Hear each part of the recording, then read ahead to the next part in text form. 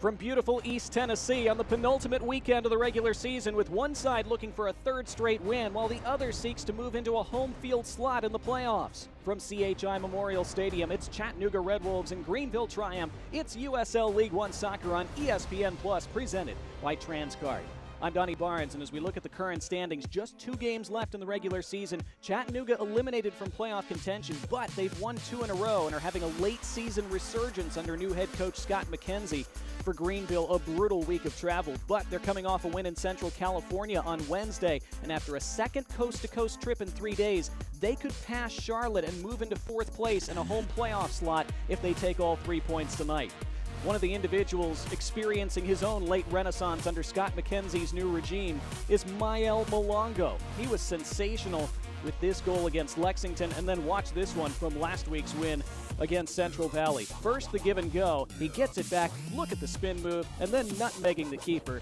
Tremendous. Mael Malongo, goals in back-to-back games. We'll see if he can stay hot along with his side here tonight. For Greenville, here's how they could clinch a playoff slot tonight. Either a win, they'd be in if they win here this evening, or if Tormenta fail to win against Omaha. Either of those scenarios would assure Greenville of taking part in the postseason. And to that end, Alan Gavilanes made the game-winning play for them to put them on the cusp of clinching a playoff slot on Wednesday. Look at this slide tackle first, and then he pops right up and feeds Jacob Labovitz for the game-winning goal. Tremendous play, and Gavilanes has made a bunch of those this season. Head coach John Harkes was raving about his development yesterday, saying he has so matured as a player. He's become a two-way player now, not just an attacking creative guy. He's more dimensional. We'll see if he can continue to make a difference for the Triumph here tonight. Greenville have won both meetings this year, but both of those were not here at the Den. Can they navigate their coast-to-coast travels and win a second big road game in 3 days? Or will Chattanooga continue to show that much better things are on their horizon? Starting 11s and kickoff next. It's here, Ford Truck Month. Come and get the best deals on Ford F-150. The only truck to offer available Pro Power onboard and an interior work surface so you can get it all done. All part of Ford F-Series, America's best-selling truck 46 years straight and counting. Get 2.9 for 60 plus up to $2,500 with eligible trade-in. Learn more about pickup and delivery and remote service at your local Ford dealer. The future is in these foothills. The world's fastest internet from EPB is in homes from Hickson to Highland Park. In classrooms from East Lake to East Brainerd. And in reach of those striving to learn more, be more, achieve more. The future is here with fiber optic speeds up to 25 gigs, only from EPB.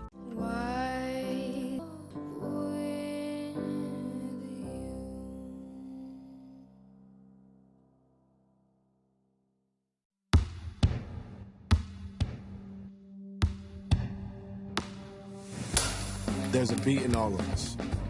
It drives us, it inspires us, and it pushes us through. It is there in preparation, it is there in battle, it is there in defeat, and success. It's the engine, it's our guide. And this beat is my own. This beat is how I live. And this is how I hydrate. Body Armor Sport Water, hydration for athletes. Shirts worn by the Walkout Kids tonight are brought to you by Brainerd Baptist School, expanding minds, preparing hearts, as we get set for Chattanooga Redwolves and Greenville Triumph, presented by Transcard here from CHI Memorial Stadium. 2 prior meetings this year, as mentioned in our open. Greenville took both of those. In the first meeting, it was the Liam McKinnon show. He scored a remarkable 4 goals that night in a 5-1 triumph for the Triumph. That was the lone goal for Chattanooga, but Liam McKinnon, 3 goals in the first half. He added another after the break. He was simply sensational. He's not starting tonight. He is available off the bench, and we could well see him later on this evening. Leo Castro would add a 5th late on. And then in their last meeting, a 2-1 victory for Greenville. Chattanooga were much more in that one. They'll hope to get over the hump against Greenville this evening. Here is the starting 11 for the home side. Tonight's starting 11 brought to you by Center for Sports Medicine and Orthopedics, the official sports medical group of the Chattanooga Red Wolves, because life happens in motion. One change for Chattanooga from their 3-1 win over Central Valley last week. Siobhan Marsh back to the start up top. Marios Lomas drops to the bench. Mo Espinoza is available off the bench later in this match. He's been looking more and more dangerous in recent weeks. For Greenville, they make 2 changes from their 2-1 win at Central Valley on Wednesday. Leo Castro returns from his yellow card suspension, and Tevin Shaw is also back in the starting 11. Nate Schultz and Liam McKinnon drop to the bench this evening. They are starting in a back 3, which they've been doing quite a bit of in recent weeks. John Hark said he really likes what that formation allows them to do. It allows them to create more space moving forward. He says sometimes numbers get in each other's way. And in the 3, we create enough space that we get the wingbacks forward to higher positions to get some service in there. They are wearing their lunar kits tonight, the visitors. There you see them in their pre-match huddle. There is Brandon Fricke, who starts at center back as usual, and he is making his 100th appearance for the Triumph this evening. Congratulations to Brandon on that milestone. Chattanooga in their blacks tonight with the red numbers, black shorts and black socks as well.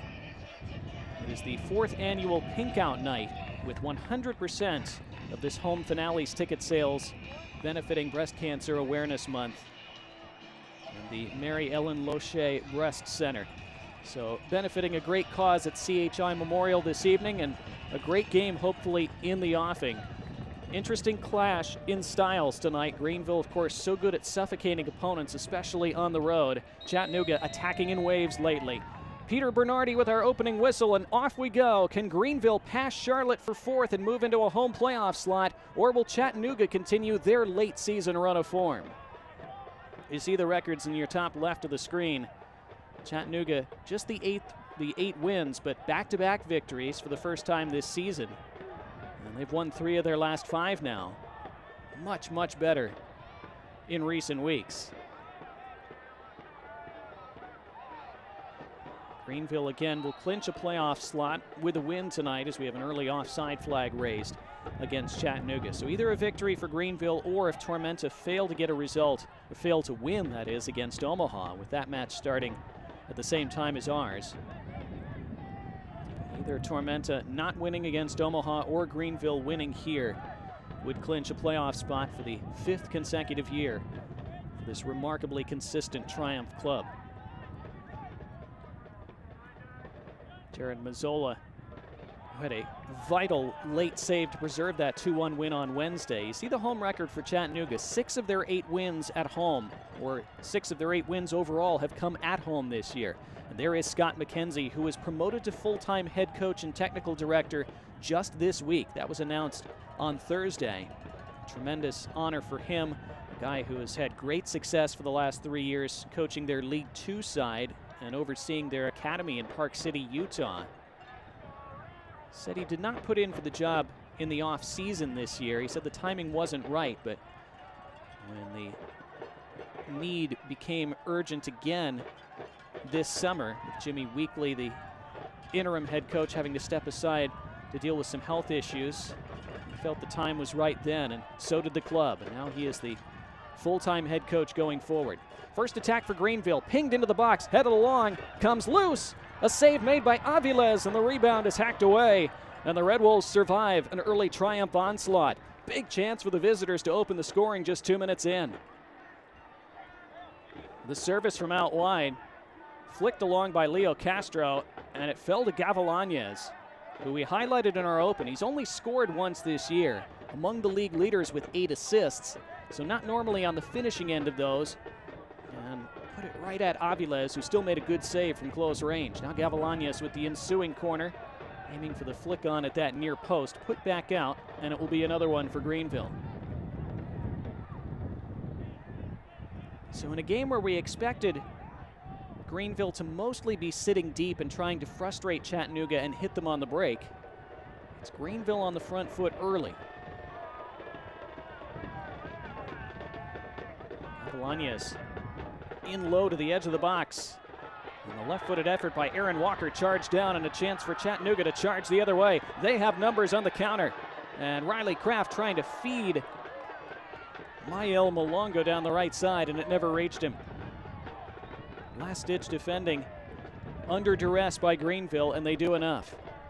Those are exactly the kind of situations that Greenville want to avoid, though. Chattanooga so dangerous in transition with the speed that they have.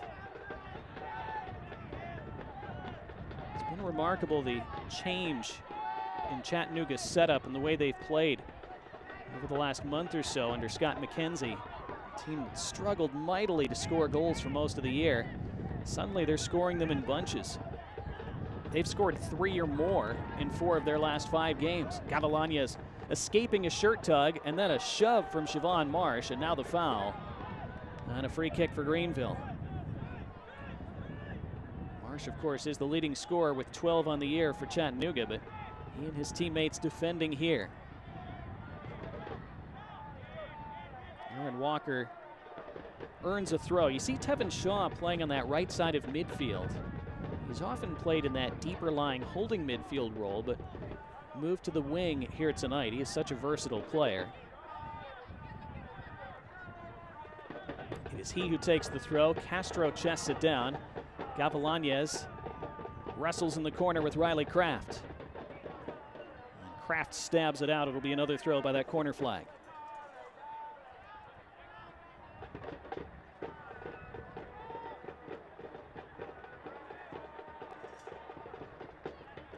Handed to Jacob Labovitz, who will attempt a long throw. There's not a lot of room on the touchlines here at CHI Memorial, as you can see. Labovitz, not a lot of space for a run-up.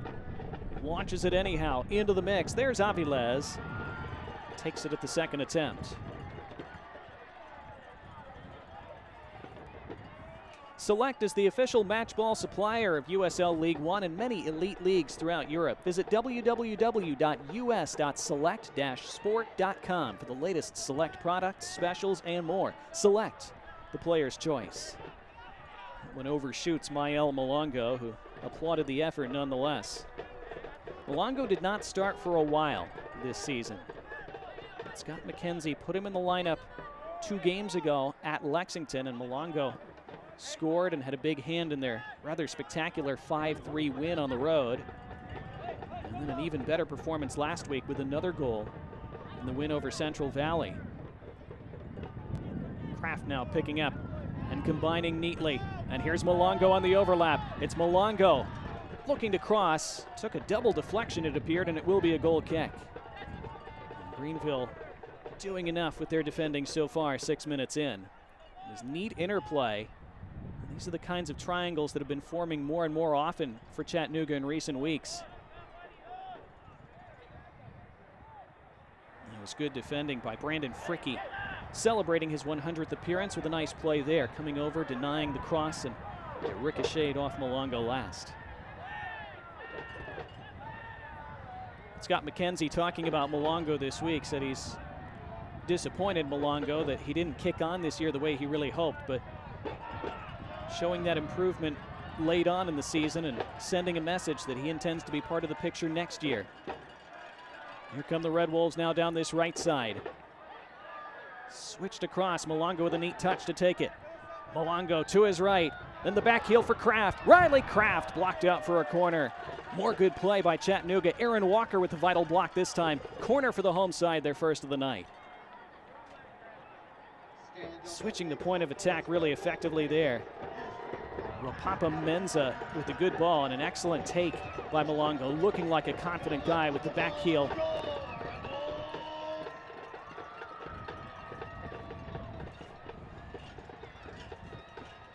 Corner kicks presented by the Ford Dealers Association. Ford, the official domestic car partner of the Chattanooga Red Wolves. Corner taken by Johnny Felipe. Toward the back stick. Thumped clear. Gavilanes protects. Kraft harasses. Gavilanes finds room.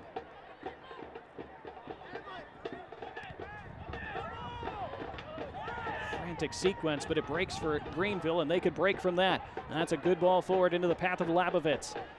He has attackers arriving, and he uses that help. Evan Lee and Labovitz. And it's Chattanooga's turn for a vital block. Omar Gomez got his body in the way. This has been a great opening 8 minutes at CHI Memorial. Really fun, really enjoyable. Both teams going for it in these early exchanges. It is a chilly night in East Tennessee. Match time temperature in the low 60s, and you can see that breeze is blowing. There is the weather report. Winds officially at 10 miles per hour. Labovitz, the throw, aiming for Castro. And then thinking about the bicycle attempt was Aaron Walker. He thought better of it. Would have been fun to see him attempt it. And it's turned over by Chattanooga. And down this left side comes Tyler Pollock. And Castro thought he had Pollock on the overlap then. But that was not the case.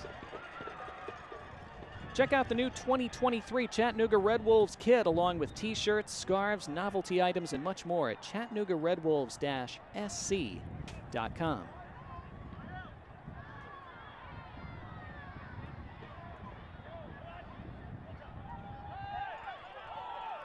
It is a fairly bouncy surface here in Chattanooga as Mazzola had to come way out of his box to clean up that situation.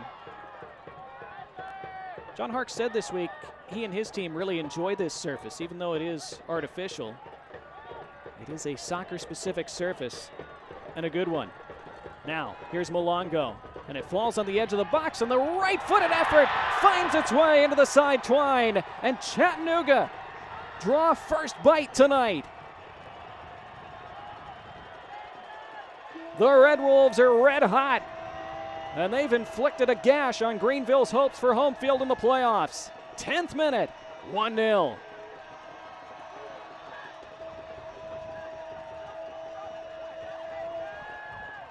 It was good tenacity by Ropapa Mensah to keep that alive. He fed Malongo. And then Malongo, between 3 lunar kits, able to find the feet of Johnny Felipe, who did the rest. Felipe sliced it a little bit. Not sure he totally got a hold of it, but the accuracy was unerring. And Mazzola grasping at air, couldn't get across in time. Felipe also having a strong close to this season. That's his second of the year. And the Red Wolves have that breakthrough.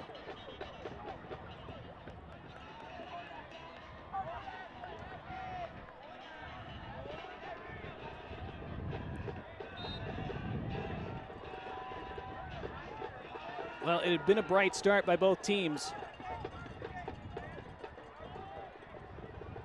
Sometimes bright starts don't lead to early goals, but this one does. After Greenville had a couple half chances early, Chattanooga have the early advantage. And that's always important when you're playing against Greenville, who can be so effective at shutting up shop once they have a lead. And this is going to be a free kick for the visitors.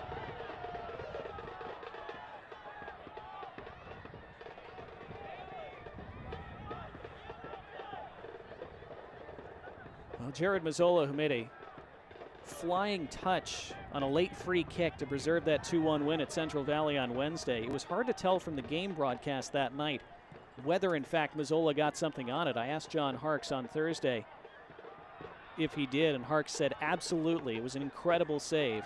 He went on to rave about Mazzola, but this is going to be a free kick for Greenville in the attacking third.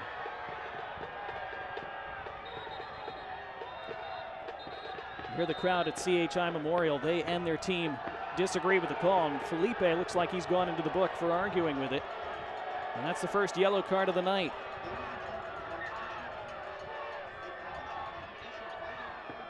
So quite a start to the match for Johnny Felipe. He's on the score sheet. Now he's into the book. Less than 15 minutes in. Nico Cardona, the man whistled for the foul. He thought it should have gone the other way. And Walefe and Felipe all over to protest, and it's Felipe who gets booked. See, Walefe is wearing the captain's armband, and I think that's what Peter Bernardi is saying, that, hey, the captain can talk to me about a decision, but Felipe or anyone else can't get in my face like that.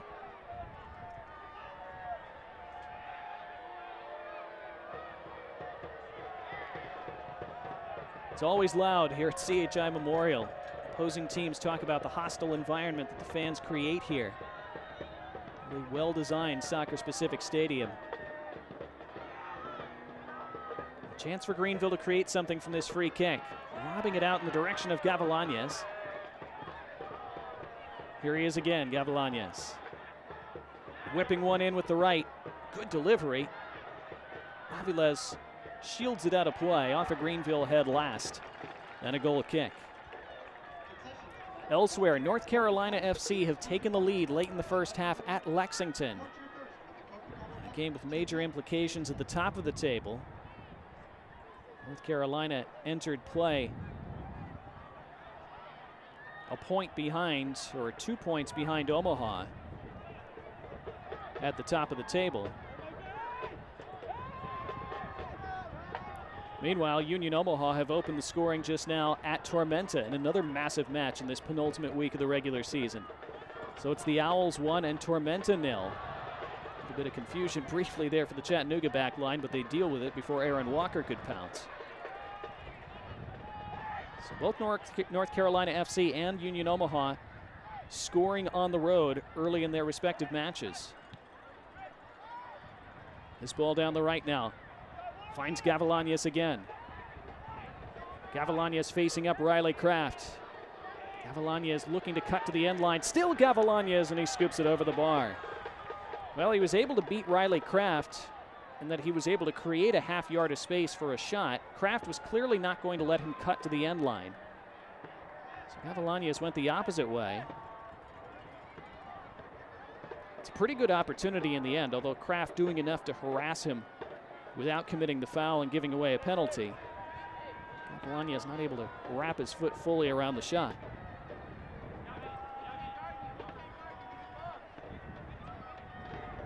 So an early goal here, an early goal in South Georgia, a late goal in the first half at Lexington. That match again kicked off half an hour before ours. Later tonight, another massive one at 9 p.m. Eastern. In Windsor, Colorado, Northern Colorado against Forward Madison. Major playoff and Players' Shield implications there, as well as Northern Colorado bidding at least for a first round bye in the playoffs.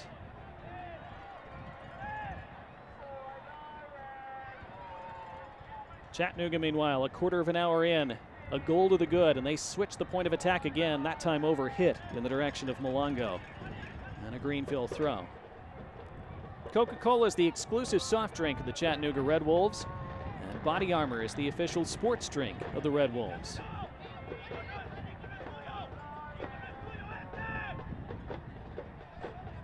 Leo Castro unable to play on Wednesday, suspended for yellow card accumulation, able to take that down. Bit of a heavy touch subsequently, and he's dispossessed.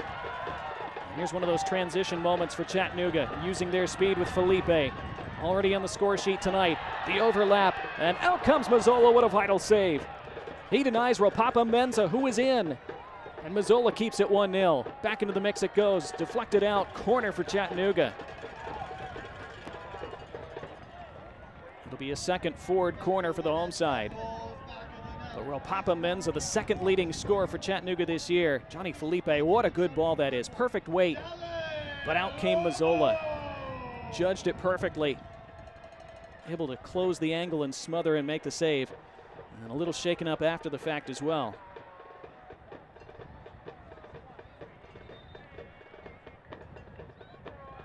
Not sure exactly where that ball hit him. And that close range shot from Menza. Might have been in an uncomfortable spot.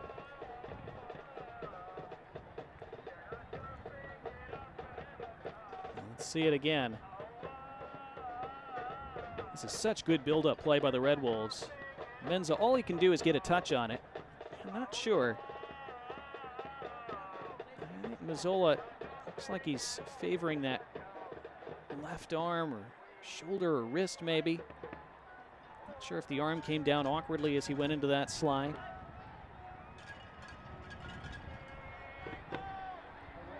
John Harkes called his last-minute save at Central Valley on Wednesday probably one of the best saves I've seen all year. Harkes said he's a phenomenal keeper, man. He's the best goalkeeper in the league, without a doubt. Those are John Harkes' words. This is his first year as a pro, remember. And Hark said his ability to learn and then take those lessons and turn them into action on the field has been amazing. He's gotten better and better as the year has gone on. There we see the backup keeper, Gunther Rankenberg, who is prepared in case he were to have to come on.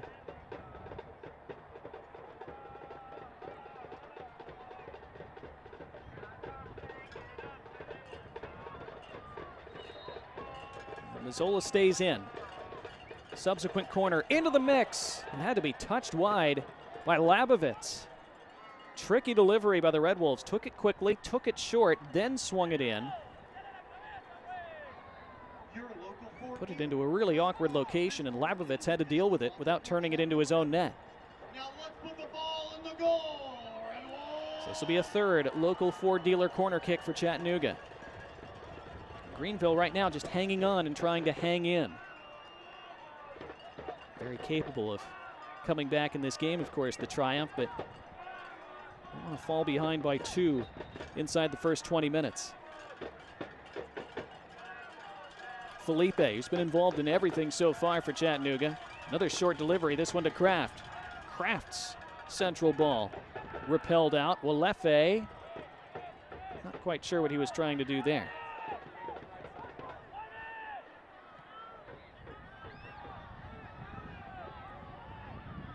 It's a great ball forward from Mazzola. Labovitz trying to play it first time, and that didn't come off.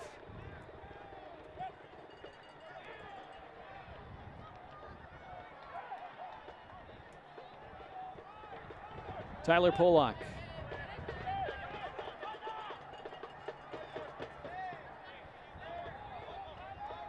Tevin Shaw's moved back a bit.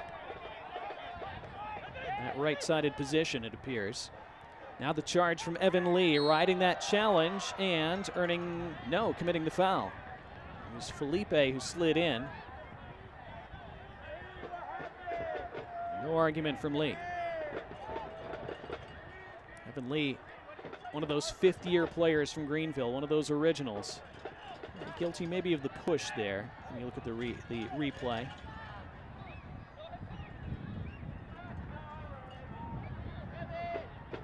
Mazzola under duress from Mensa, and then it spins out for a throw. Mazzola wanted some more help from his teammates. Throw in taken quickly. Mensa turns and shoots and wins another corner.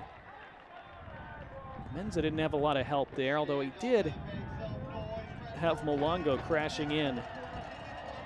Was the only guy he had to aim for. I'm not sure if that was a shot or a cross, but either way, another local Ford dealer corner kick.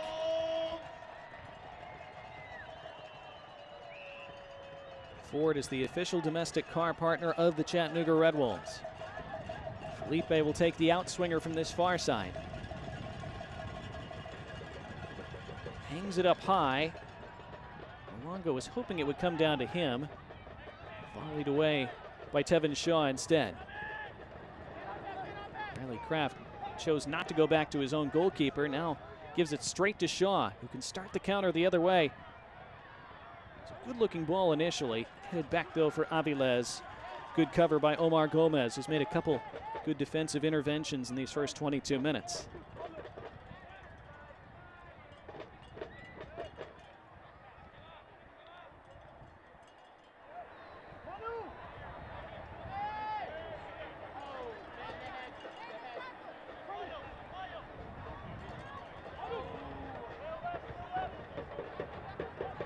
First real lull we've had in this first half. Both teams need a breather. Kraft, though, restarts things intended for Mensa, put out for a throw. Papa Mensa ranging across the front of that attacking line. Molongo tried to go past a defender. Tevin Shaw stood tall, though, as he usually does.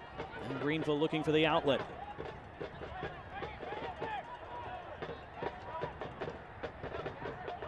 Greenville have not scored an enormous quantity of goals this year. They've also not conceded many. They've been really good away from home. 7 victories, just 4 defeats and 4 draws on their travels. They've accumulated more points on the road than they have at home this year.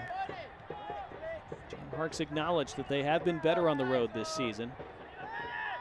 And they certainly want to secure a home playoff game. It's important for the club. It's extra revenue. It's a big deal, but they're very comfortable going away from home too. But here comes Malongo again. Mael Malongo's cross cut out again. That was Brandon Fricke with another block. And another corner coming up for Chattanooga. Mael Malongo, dangerous and sharp again in the first half of this first half. See him with the spin there to accelerate right past Tevin Shaw. He has speed and size and strength. Fricke read it well to come over and snuff it out in the end.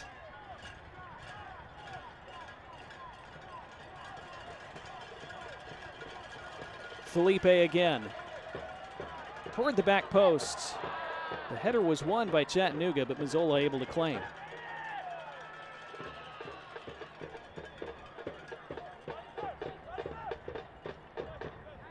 They've reached halftime in Lexington, North Carolina, with that 1-0 lead.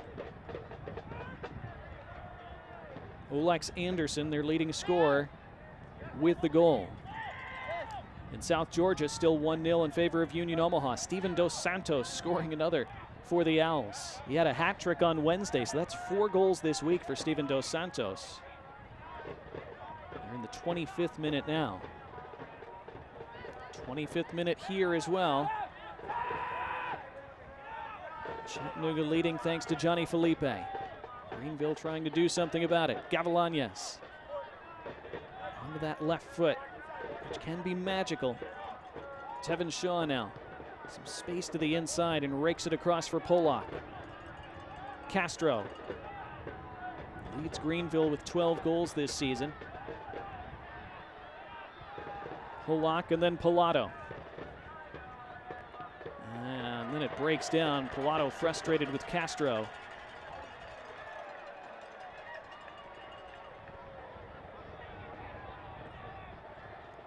There's John Harks wearing a pink top tonight. He is honoring this pink out night.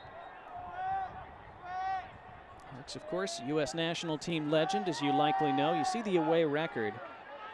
It's been quite good. Winning in Central Valley on Wednesday. Such a tough travel week for them. Flying from South Carolina all the way out to California for the midweek game, and then they flew straight here to Chattanooga, almost coast to coast again. Chattanooga obviously not totally on the East Coast, but far enough when you're coming from California. So a lot of air travel, a lot of miles, a lot of stiffness that they've had to work through.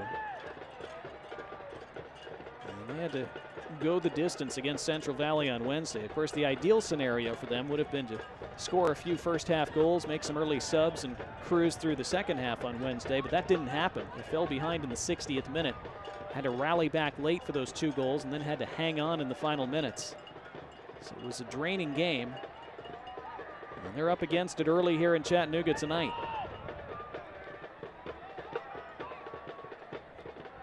Siobhan Marsh. Out wide to Felipe. His ball in. Flicked back by Shaw. Riley Kraft will let it run out for a throw.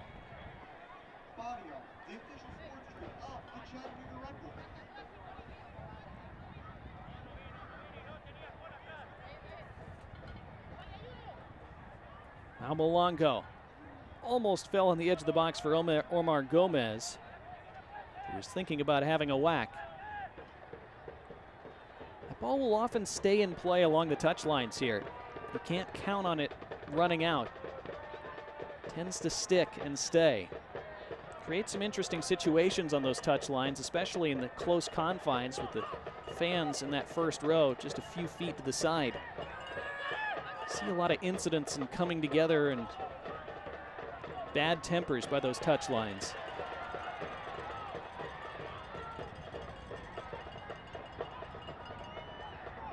Of course, the benches are right there too. Everything tends to heat up on this pitch in this venue.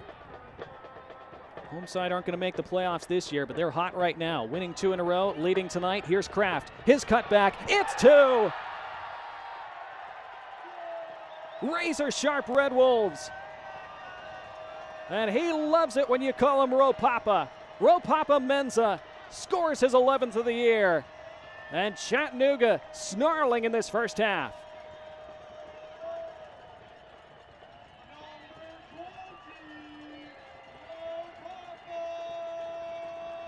Again, the build-up play, excellent. Riley Kraft combining with Mael Malongo. Kraft making the run to the end line. Perfect cutback. And nobody picked up Ropapa Mensah. And if you're not going to pick him up, he knows exactly what to do with that. 8 yards out, he's not going to miss. No chance for Jared Mazzola. And a really uphill task for Greenville now.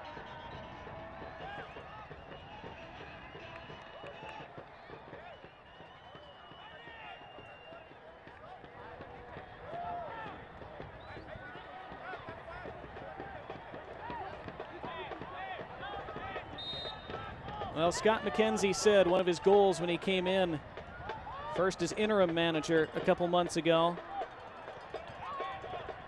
he said they wanted to win football games and get off the bottom of the table, of course, but he said he wanted to build something that people want to be around, where players want to be, where joy is present in everything we do.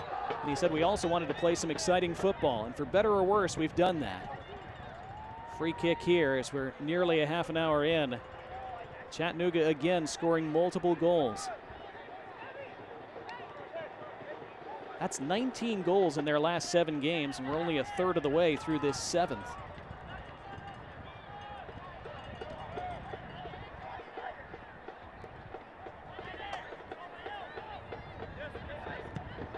So they wanted to be exciting. Mission accomplished. Now, they've also conceded a lot of goals. They've conceded the most this year in League One, and even during this good run over the last 6 or 7, they've still given up quite a few. So this one far from done. The question is, from Greenville's standpoint, do they have the legs to rally over these last 60 minutes? This is too far forward, and Aviles will choose to pick it up. Don't miss a minute of the action down the stretch here in 2023. Whether your club's on the road or at home, catch every second of USL League One action on ESPN+, the home of the USL, La Liga, the Bundesliga, UFC, and more. Sign up today at plus.espn.com.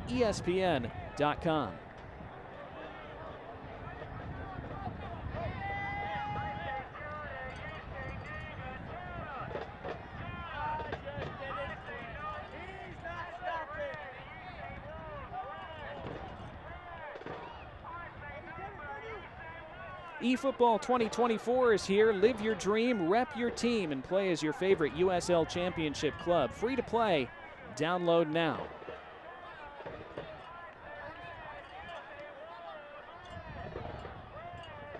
Well, the only shame for Chattanooga is that this run of form that they're in the middle of is coming so late in the year after they've been eliminated from playoff contention, but this is still a hugely ambitious club with very high standards. Scott McKenzie acknowledged this week that they've fallen short of those standards this year, but they're determined to be much better next season, and that starts with these final matches of 2023.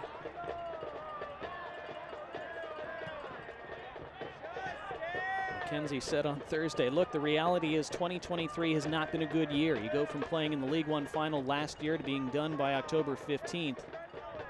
He said the expectation is we turn it around and build on this small run of form we've had going into 2024. It's going to be a free kick for Greenville. A decent position as Labovitz was fouled. And see Manuel Madrid claiming that it was he who was elbowed by Labovitz, but that was not how the referee saw it.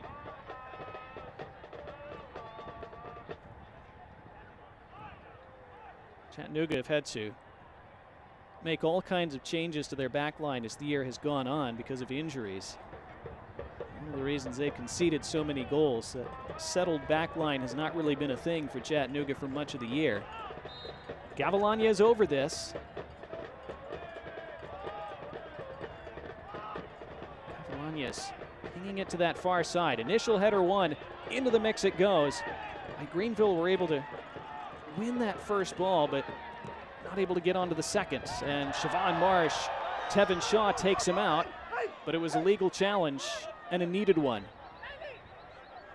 Otherwise, Siobhan Marsh would have been galloping away down that left side with a lot of green grass in front of him.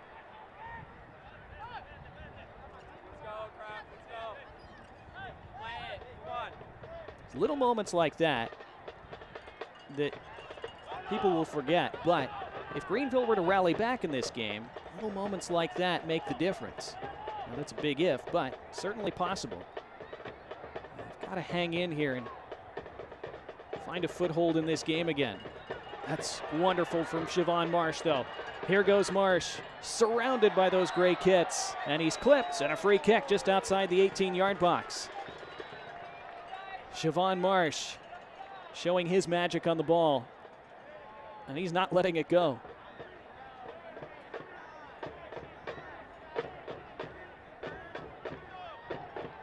Scott McKenzie said, we have some really talented and dynamic forwards, so his whole goal coming in as interim coach, and now of course elevated to full-time head coach, was find ways to get them the ball, play forward, be on the front foot, utilize those dynamic attackers that they have. Walefe and Marsh are around this ball. So's Riley Kraft, but it's sure looking like Siobhan Marsh, who wants to take it with his left. A 5-man wall for Greenville. It is Siobhan Marsh. It's over. Maybe a little bit closer to the 18-yard box than you would ideally prefer as a free kick taker. It's so tough to get it up and down over the wall from that short range. Marsh gave it a shot.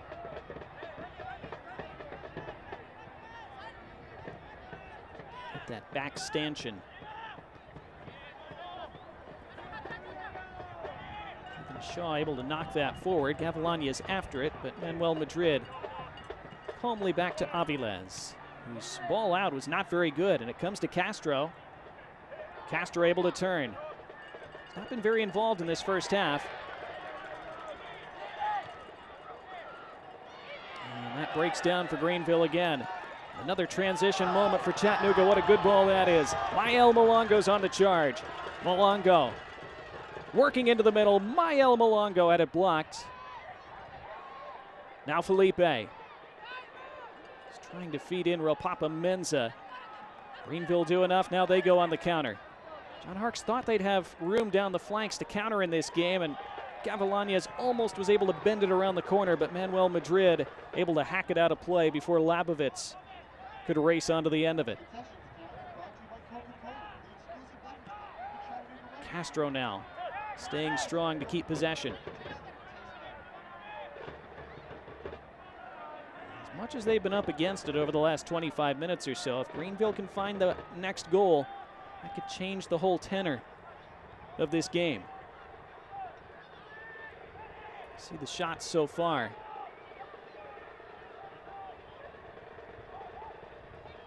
Pilato. Forced backward. And then bundled over. Which way is this going? I believe it's a free kick for Greenville. Walefe, a little too much there.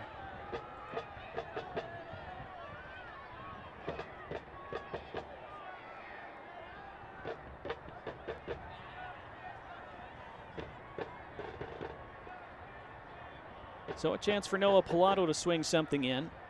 He's been taking more set pieces recently, especially corner kicks.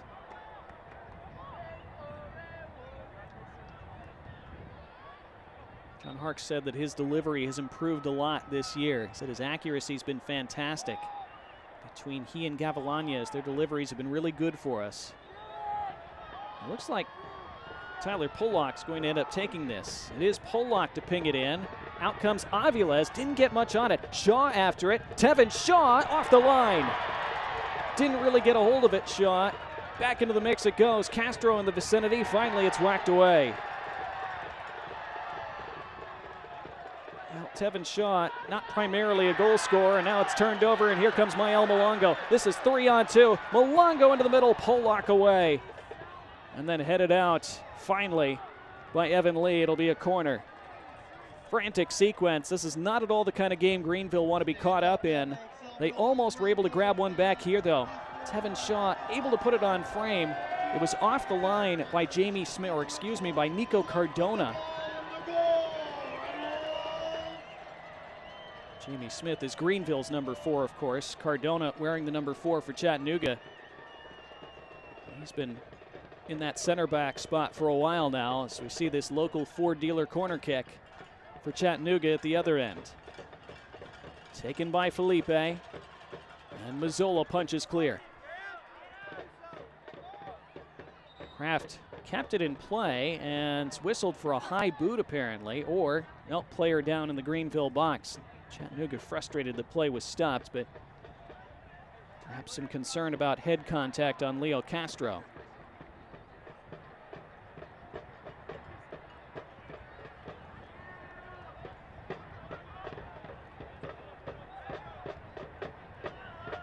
Zola out. Tough to see what happened to Castro there. Thought initially Kraft was being called for a high boot on that play, but apparently not. That would have been harsh if that had been the case, but good to see Castro back up, looking like he's grabbing at that left calf area. Now some debate over this ensuing drop ball, which is handed to Riley Kraft.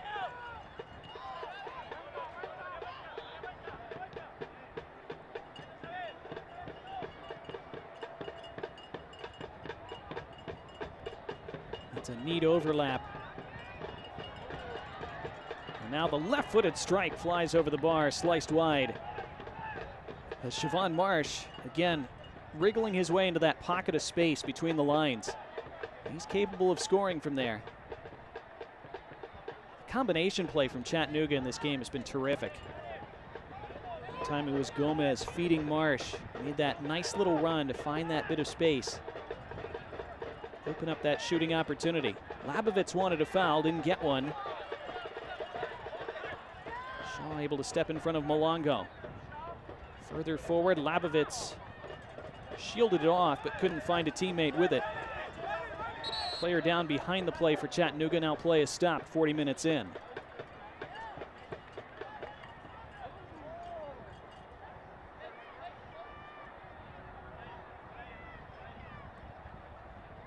Maybe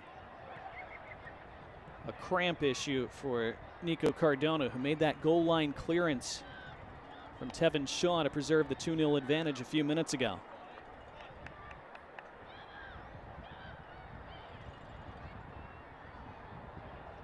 Maybe got a knee to the midsection from Labovitz as well. We're back underway early in the second half in Lexington. Still 1-0 in favor of NCFC there. Late in the first half in South Georgia. Still 1-0 in favor of Union Omaha there. Here 2-0 Chattanooga. And goals by Johnny Felipe and Ropapa Mensah in the 10th and 28th minutes, respectively.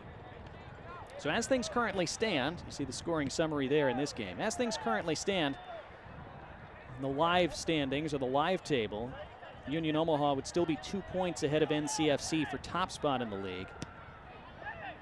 Would really put pressure on Northern Colorado later tonight. As that's allowed to run, Mazzola has to come out and does enough.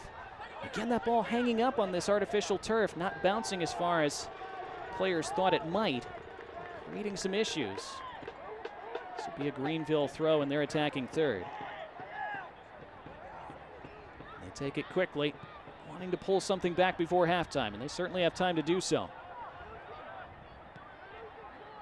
It's a good ball out for Jamie Smith, who's advanced down that left flank, but dealt with well by the Chattanooga defense. Castro able to get turned now, and Castro running at that back line.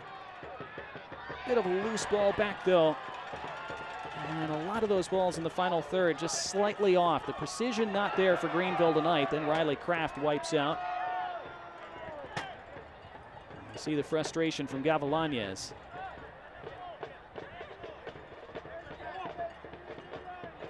So there are the live standings as things stand right now, with Omaha and North Carolina both leading 1-0 in their respective games. That's why it would put pressure on Northern Colorado to win later tonight to stay in with a chance at that top two at least in that first round bye that comes with it. Talked about it before. There's such a big difference in this league between finishing second and finishing third. Finish in the top two, you get a first round bye and a home game in the semifinal. You're a home win away from the final.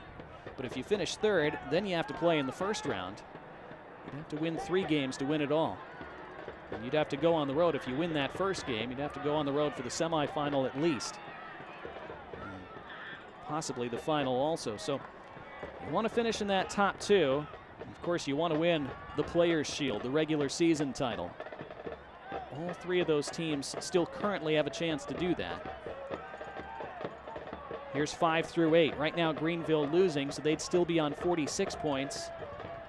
Madison 3 points behind them, and Madison 2 points up on Tormenta for that last playoff slot. Here's the corner delivery, and punched clear by Aviles. Kept in play to prevent another corner. The clearance, though, only goes as far as Aaron Walker. Now Gavilanes, harassed by Walefe.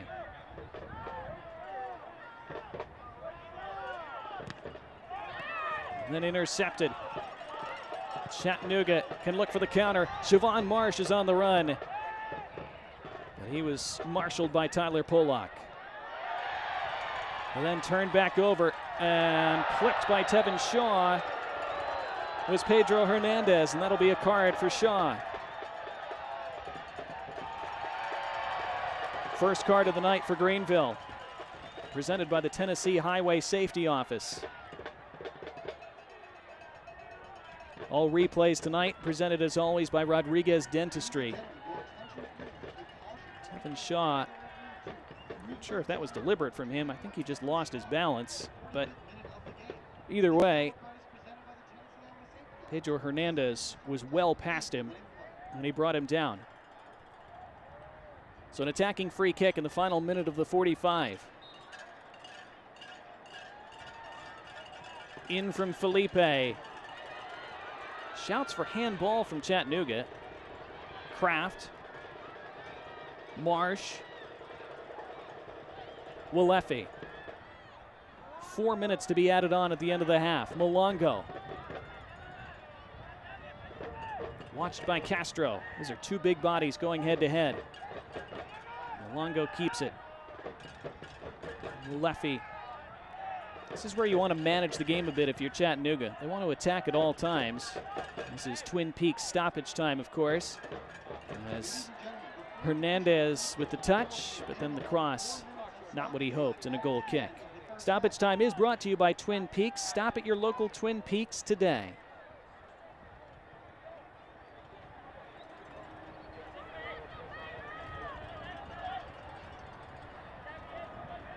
Chattanooga having played so well in this first half. You'd be okay if you're Scott McKenzie here, I think, with managing these last few minutes and getting to the half with that 2-goal lead. Last thing you'd want to do is open yourself up to a late Greenville goal and change the whole dynamic before halftime.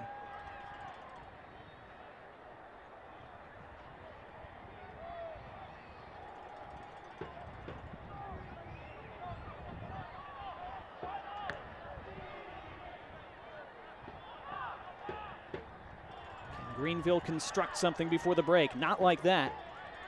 Instead, they have to defend another transition moment. It has not at all been the first half tactically that John Harkes would have wanted. They wanted to shut down these transition opportunities, prevent them, snuff them out, frustrate Chattanooga. It's not what's happened at all. John Harkes came into this game wanting his side to stay really compacted between their midfield and their back line, not allowed Chattanooga to get in behind them with those pacey forwards, but Chattanooga have been able to do it multiple times. They've scored twice. They've been dangerous a few others. Greenville had that early opportunity that fell to Gavilanes just 2 minutes in, remember. Now Castro's centering attempt flicked away as far as Walker. Still a couple minutes left in this half. Still time for Greenville to snatch something before the break. Gavilanes now. His ball in. Steered away. And held up well by Mensah. Then he loses out to Walker. Good harassing there by Greenville to win it back. It didn't fall for Castro. And the Red Wolves come again. Mensah, his square ball. There's Tevin Shaw vitally to intercept. Edge of the box. It's an attempt, and Mazzola able to bat it away. Siobhan Marsh had it fall to him at the edge of the area and almost found the corner. And Mazzola had to scoop it away and keep his side in it. Well, it looked like the chance was gone when Shaw intercepted that ball, but not a good ball right into the middle, handed straight to Siobhan Marsh, leading goal scorer for Chattanooga, the last guy you want to give it to. Brandon Fricke uncharacteristically with that ill-advised header into the center of the pitch, right at the top of his own 18-yard box. Greenville really fortunate that they're still within 2. Shaw had that snuffed out. One more counter for Greenville, and Labovitz is offside.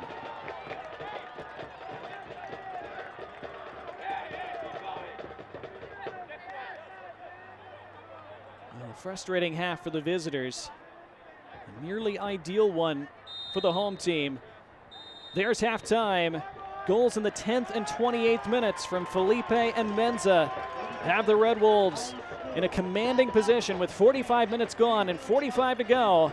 Chattanooga so far denying Greenville the chance to move into the top 4. It's the Red Wolves 2, it's the Triumph 0. We'll talk about it in our halftime show. Highlights from around the rest of the league, stats, and more next.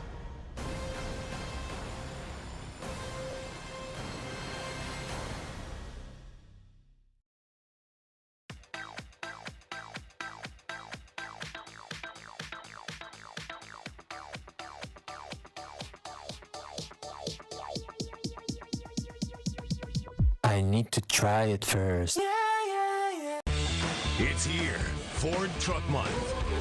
Come and get the best deals on Ford F-150. The only truck to offer available Pro Power onboard and an interior work surface so you can get it all done. All part of Ford F-Series, America's best-selling truck 46 years straight and counting. Get 2.9 for 60 plus up to $2,500 with eligible trade-in. Learn more about pickup and delivery and remote service at your local Ford dealer.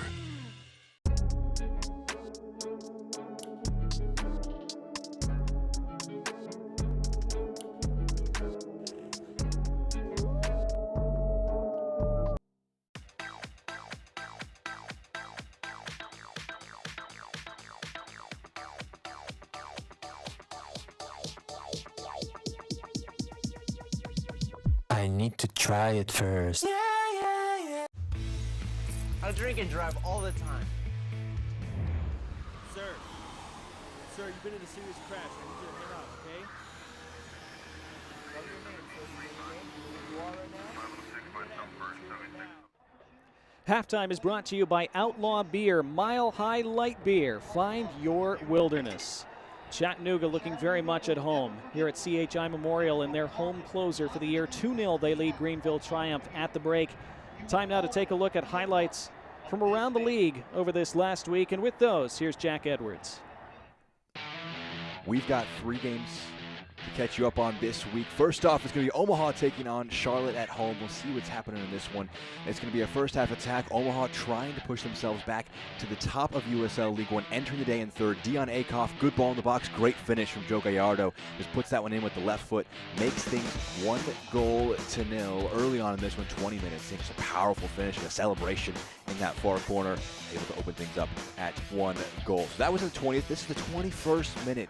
Clever move here. Ibarra finds Joel Johnson. It's a great ball in the box, a great run, and a fantastic finish from Tresor Mbuyu, who managed to put that one home and make things 1-1 less than a minute after the first one was put in. So that's Mbuyu and Johnson. Makes things 1-1. Second half action now. Luis Heel on the corner. We'll see a few of these in the rest of this highlight package. Heel whips it in. Steven Dos Santos, that's a great header. His first of the day. I say first for a reason. We'll see that in a moment. It's 2-1 now. They've taken the lead again. Omaha have a big celebration for Dos Santos. It's going to be a big day for him here. Again, another corner kick. This one, again whipped in, not put in the goal, but you'll see some bodies strewn about. That's a penalty. They point to the spot, and they say it's going to be an opportunity from 12 yards out. We'll see it again, whipped in. There's going to be a coming together, players falling over, referee decreeing it was a foul against Charlotte. Now this is going to be a point to the spot and a chance for Dos Santos again.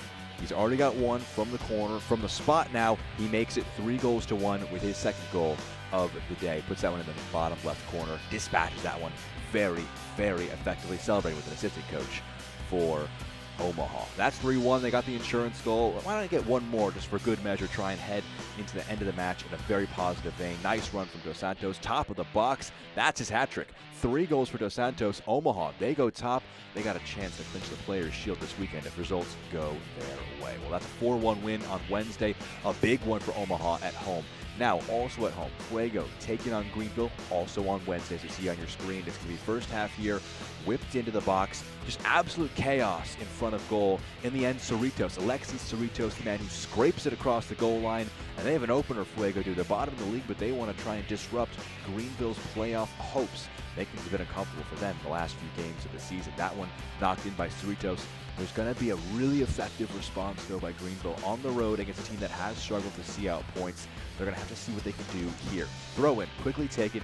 It's just a really nicely progressed move up this left-hand side. It's going to be a nice flick on from Boyce. This one clipped in. Labovitz gets his head to it. Smith gets his head to it. That one crossed the line. Jamie Smith given credit for the goal. Jacob Labovitz with the assist. We'll see just one more time. Here's the flick on, and then the header towards goal. Even though he knocked it in for good measure, Smith, the man, given the credit for the goal there. So Labovitz, selfless. His teammate gets credit for the goal. This is going to be some nice pressure after this one's going to be launched forward by Boyce. Just put it up top. They're trying to make something happen. This one is going to be blocked, but not entirely well done. Gavilanes just keeps the press going. A brilliant sliding challenge, and in acres of space is Jacob Labovitz. He gets his goal with the assist and the goal. They make it 2-1. Let's see it again. Just textbook pressing, and this is just a phenomenal sliding challenge. Just scoop it into his path and keep the move alive. And this one just squared into an empty net. That makes it 2-1. That's how it would finish. Greenville go 5th on 46 points. A big one for them on Wednesday. And on Friday, our third and final game to show you, Knoxville hosting Richmond. Entering the day, Knoxville knew they needed a win to keep their playoff hopes alive. What a start it is. 4th minute, Matthew Bentley knocks it into his own goal.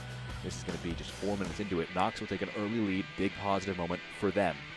Richmond, though, trying to earn some points themselves. That's a foul against his former side. Jalen Chrysler brings down Neil Vinyals. That's a great penalty. That makes things 1-1. Vinyals, his equalizer, brings things back to 1, trying to bring heartbreak to the home Knoxville fans. This one progressed up the middle. A brilliant move, and Ilya Illich, the captain, just scoops it over Palmquist and makes things 2-1 in the second half. That is a chance to try and keep this lead. That was actually a first half goal, I should say. So they head into the break 2-1. This is late on in this one, really late. Neil Vinyals puts that one in the bottom left corner. A brilliant finish from him again. 2-2. He has 2 goals, and they have 2 equalizers, and they share the points. That means the playoff hopes for Mark McKeever and One Knoxville come to an end in that one. A heartbreaker for them. But let's take one quick break, and on the other side, we'll have news and notes for you. Stick around.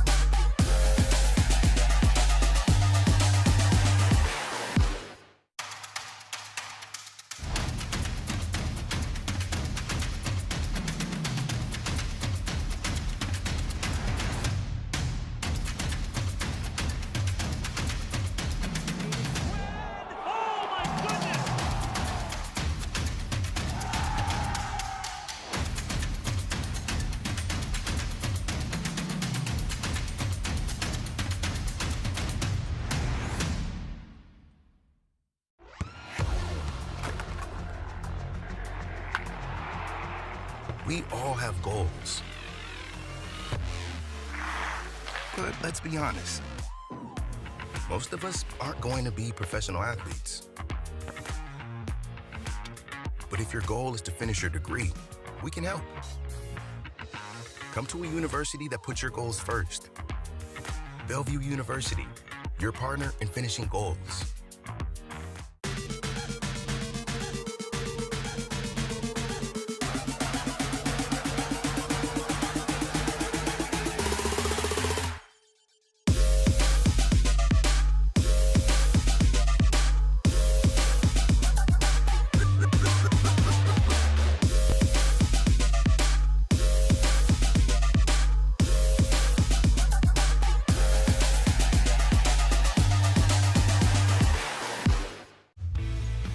I drink and drive all the time. Sir. Sir, you've been in a serious crash. I need you to hang up, okay? What's your name, sir? You are right now? News and notes from around USL League One. The USL announcing a plan to bring pro soccer to Lancaster, California, the Antelope Valley, aiming to kick off in 2025. Lancaster Municipal Stadium is going to be renovated as a soccer-specific facility. Very exciting. That's a market that could do really well, and really looking forward to seeing that come to fruition. Chattanooga announcing Scott McKenzie will become the club's full-time head coach and technical director. We touched on that in the first half. Really exciting for the Red Wolves, who have experienced this late-season turnaround under McKenzie. And Trevor Ammon collecting his 7th brace of the season. 22 goals for the year now for him. Named the player of the week once again. In the team of the week for week 29, which saw one player who's featured in this game, that's Mael Malongo, with his sensational performance against Central Valley last weekend. Malongo involved in the first goal tonight for Chattanooga as well. So he continues his strong close to the year.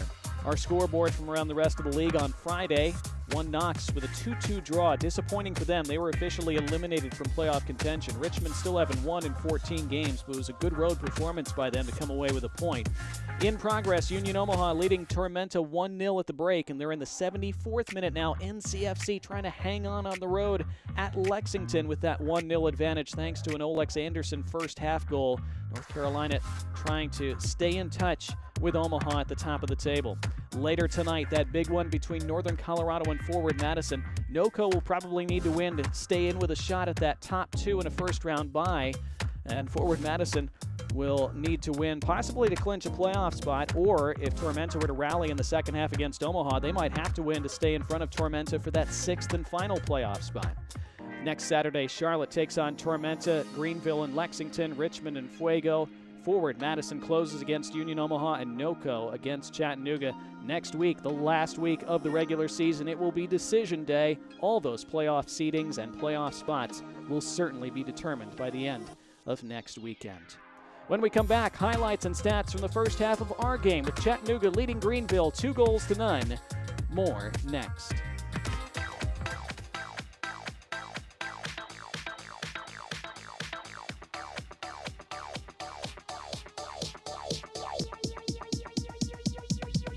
I need to try it first. The future is in these foothills. The world's fastest internet from EPB is in homes from Hickson to Highland Park. In classrooms from East Lake to East Brainerd. And in reach of those striving to learn more, be more, achieve more. The future is here with fiber optic speeds up to 25 gigs, only from EPB.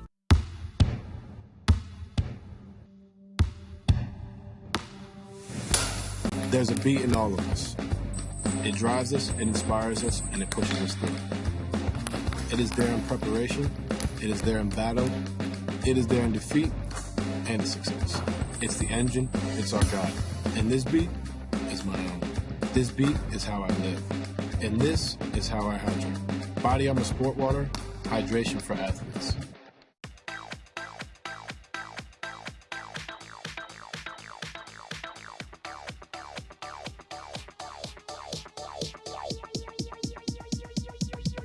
I need to try it first.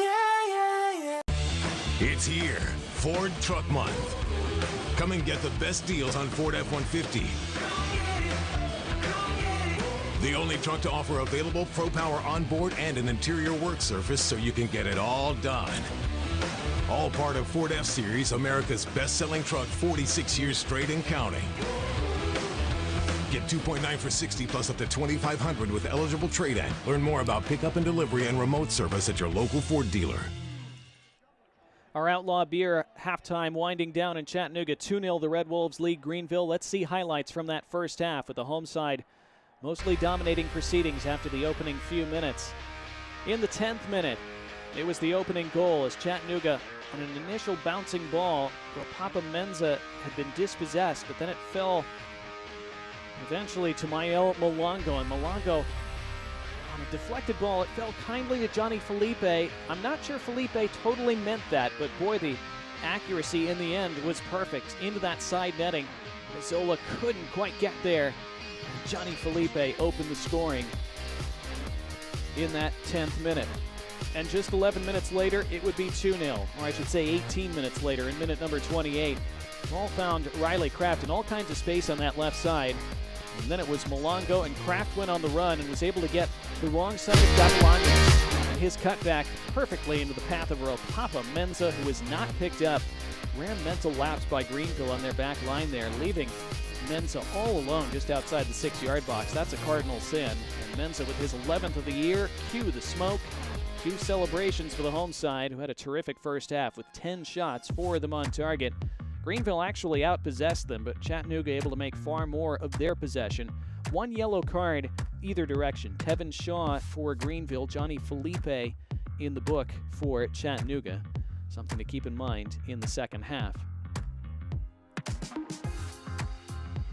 So that was our Outlaw Beer halftime. And now the second half. Can Chattanooga polish off their 3rd win in a row, or can Greenville stage a dramatic rally and come up with an unlikely result here, playing their 2nd game in 3 days after 2 cross-country flights? You see the standings. Greenville having beaten Chattanooga twice this year, playing in some adverse circumstances tonight. They would still be in a good position to make the playoffs even if they were to lose today, but a chance to move into 4th place if they were to win tonight, as they had a game in hand on Charlotte, but they're not making the most of it so far. You see the substitutions for Greenville. Nate Schultz comes on, Tevin Shaw goes off. They've also brought Liam McKinnon into the game in place of Aaron Walker. Liam McKinnon, their 2nd leading scorer on the year with 7 goals. He's not scored since August 12th, but I showed you just before the game, he scored 4 against Chattanooga in their first meeting of the year.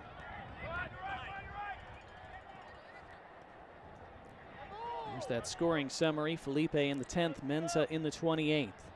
Elsewhere, still 1-0 North Carolina over Lexington, and Omaha continuing to lead Tormenta 1-0 at the half. Early attacking throw for Greenville. See what they can muster here in this second half. Players like Leo Castro didn't play on Wednesday, of course, since he was suspended for yellow card accumulation. John Harkes did say yesterday that generally he thought his guys felt pretty good under the circumstances, considering what they'd been through this week, but still quite an ask. Polak looking to build some early momentum, but he's dispossessed. And here goes Felipe on the run. Felipe has Marsh to his right and uses him. Bad first touch by Siobhan Marsh, but able to recover and keep the ball. And Marsh with the cross just over the head of Ropapa Menza and collected by Mazzola. Immediate danger from Chattanooga at the start of the second half. This is a good ball in the path of Gavilanes, and Gavilanes gets to it. It's Gavilanes kept out. Ball still alive. Labovitz after it. He commits the foul as he chopped down his man going for the ball and got the player instead. Gavilanes has had the 2 clearest opportunities of the night for Greenville, and Carlos Avilés has denied him both times. Almost the identical point in both halves, too. Gavilanes just able to wrestle his way around Pedro Hernandez.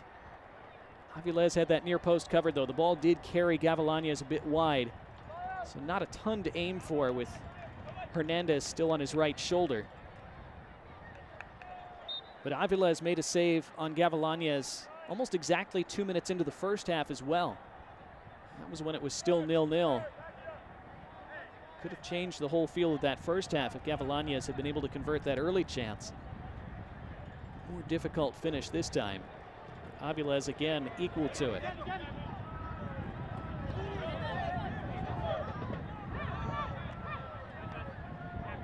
Gavilanes then involved in that challenge with Hernandez.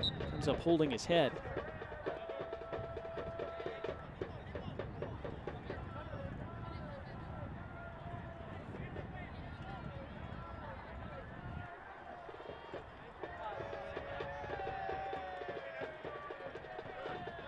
This is a series that has featured some crooked score lines over the last couple of years. Chattanooga did beat Greenville 5-1 here last year. Rafa Menzingen had a couple goals in that game. He, of course, is now starring for North Carolina. Greenville beat Chattanooga 5-1 at their home park earlier this season. Here's Castro. On his left, Leo Castro. And then acrobatically volleyed away by Mael Malongo. Riley Kraft can chest it down and push it forward. Marsh with the flick around the corner, and Javon Marsh can use his speed to motor right onto the end of it. Marsh 1-on-2. Pulls it back to Kraft. Riley Kraft strikes it against the back of Noah Pilato.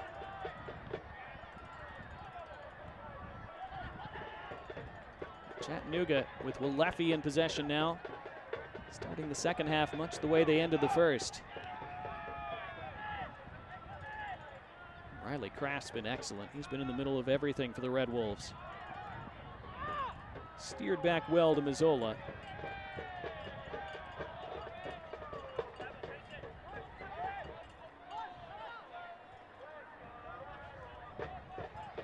Remember to check out the 2023 Chattanooga Red Wolves kit along with t-shirts, scarves, novelty items, and more at ChattanoogaRedWolves-SC.com. As Liam McKinnon was lurking for that forward ball, but Chattanooga able to deal with it. Nate Schultz did not keep that in play. Well, there is Scott McKenzie, again, elevated to the full-time head coach role earlier this week.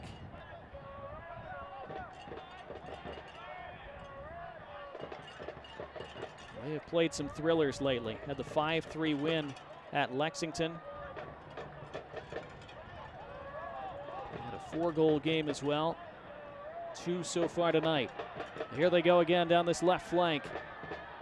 As Malongo almost able to work his way in, instead tackled out for a corner. It will be the first local Ford dealers corner of the second half for Chattanooga.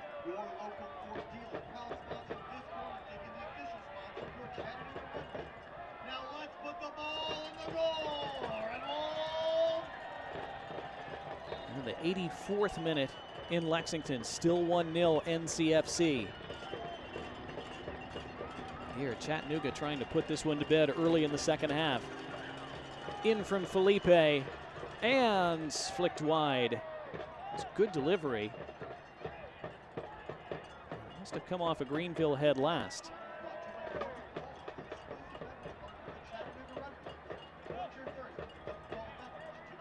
Felipe scoring that opening goal, taking a lot of the set pieces as well. He's a guy that's really blossomed over these last few weeks under Scott McKenzie. Shielded by Menza. Switched out to Riley Kraft. Kraft cutting inside. Omar Gomez. Walefi. Walefi then. Malongo. Kraft. Challenged and disturbed a bit, but possession maintained. Cardona.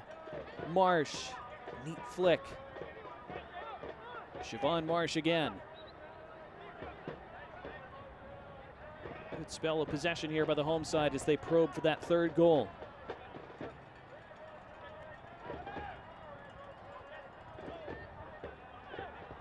Eventually Greenville able to tackle the ball away in numbers, and they look for the counter. Only Labovitz is up by himself, but he arrives to the ball, and he has Castro arriving as well. It's Labovitz. It's Jacob Labovitz. What a big goal that is. It changes the feel of this game entirely. Greenville were nowhere. Chattanooga were dominant. They were looking to put it away. They're hit with the sucker punch, and it's anyone's now. 54th minute, 2-1. And in the end, he didn't need anyone else. Labovitz, who missed some great chances on Wednesday, but did score the match winner late. What a good finish. Avila's beaten to his far post. Couldn't have had a lot to aim for there, Labovitz, but didn't need much in the end. And how they needed that.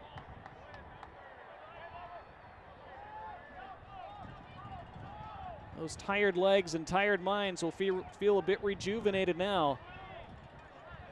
They have that foothold in this game that they wanted.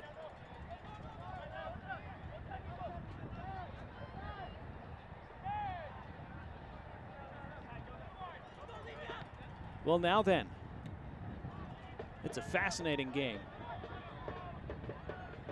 Chattanooga a moment ago looked like they were just going to bury it. They've been pegged back. What do they have in response? What a turn that is.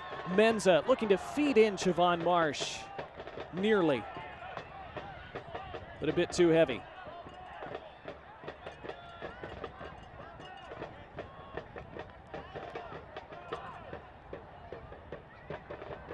Now, Chattanooga's stated goal is to defend from the front. They want to keep the ball in the attacking third as much as possible. They are vulnerable on the counter. John Harkes pointed that out this week. They have given up goals in transition. Scott McKenzie acknowledged that as well. Back to the attack here. 2 Greenville shirts in the vicinity, harassing Johnny Felipe. And it is a throw for Chattanooga. John Harkes thought they could have some joy in those transition moments. Didn't have a lot in the first half, but a big one there that Labovitz made pay in a major way.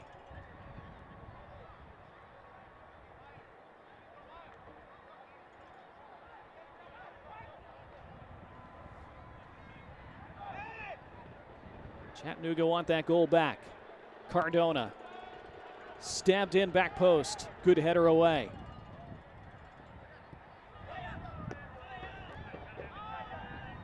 Pollock with a neat touch off this bouncy surface to take it under his spell. This is going to be a free kick for Greenville, who now, since they only trail by a goal, they have something to build on in this game. They can play more of the style of game that they like now, you would think. They don't have to rush and be too desperate, try to push for the equalizer right away. They want it, of course.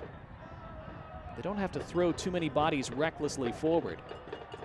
So scoring early in this half was so vital for them. John Harkes will like what he's seen so far out of the break, and they go in search of the equalizer right now, and Labovitz across the face.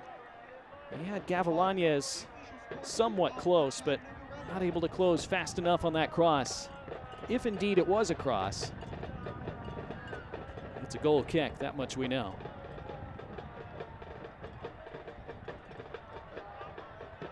Labovitz very involved in this second half, combining neatly with Castro. I think it was a cross. Not able to bend it the way he would have liked.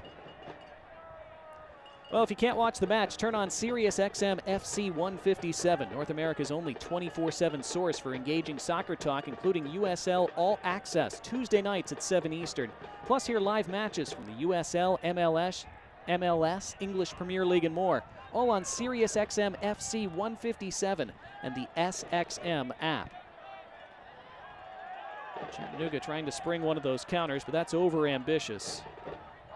Headed back calmly by Nate Schultz to Jared Mazzola.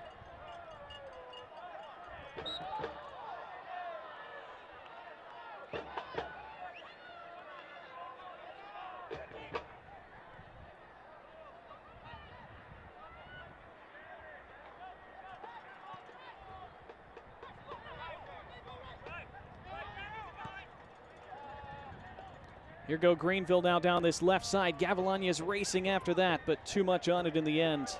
And a goal kicked for Chattanooga. There has been another goal scored in our out-of-town scoreboard, and we'll update you on that momentarily. Here Greenville have reduced their deficit in the 54th minute after trailing by 2 at the break.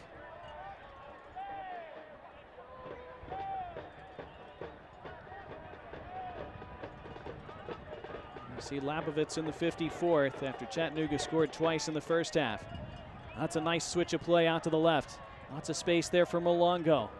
Facing up with Schultz. Malongo bursting to the end line. Malongo's cross, and it's cleared off the line. What a clearance. Tyler Pollock keeps Greenville within a goal. It was almost an excellent team goal, and it would have been Ropapa Menza's second of the game. And only Pollock was in the way. Gorgeous switch. Well taken by Molongo. Excellent run. Stood it up perfectly. And Menza's header was headed for the back of the net, and Pollock knew right where to be and had to be there. What a moment. Keep that in mind if Greenville rally fully over the rest of this second half. Felipe, though, takes the four-dealer corner kick and hangs it up high. It bounces all the way through. Hernandez tries to put it back into the mix. And now able to keep it for Molongo. Back post. Greenville living dangerously. McKinnon gets it mostly clear, only as far as Kraft. Kraft's ball hit the back of Gavilanes, but McKinnon steals, looking for a foul, and now gets one.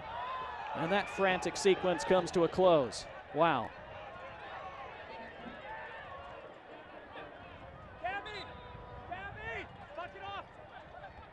Peter Bernardi sorting this one out, and there's going to be a card for the Chattanooga player who committed that foul. Wait for confirmation on who exactly he's shown it to.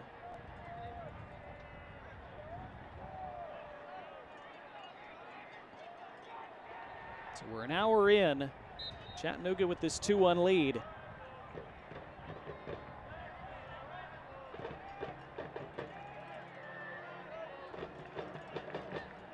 Meanwhile, elsewhere, we told you there'd been another goal. Union Omaha have scored it, and they lead Tormenta now by 2-0 with just over an hour gone in South Georgia.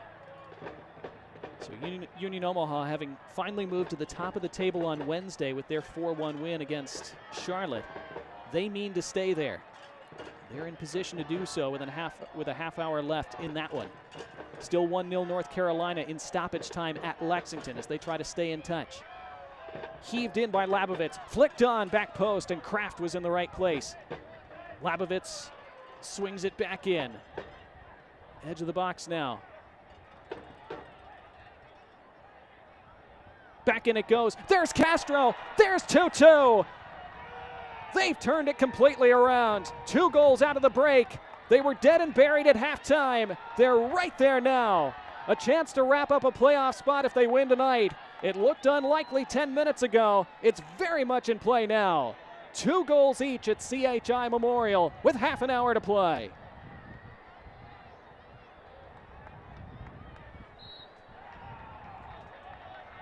They just kept it alive on the edge. Liam McKinnon put it back in. It came to Castro. He wasn't going to miss from 4 yards out. The hands went up, looking for a handball or an offside. Oh, that's close on the replay. Castro played it down off his left arm, but apparently did so legally. Had the arm close enough to the body, and it was tough to see from that vantage point exactly what part of the arm it hit, or maybe it was the shoulder. Doesn't matter, it's his 13th of the year, and it's an enormous one. And how this game has changed.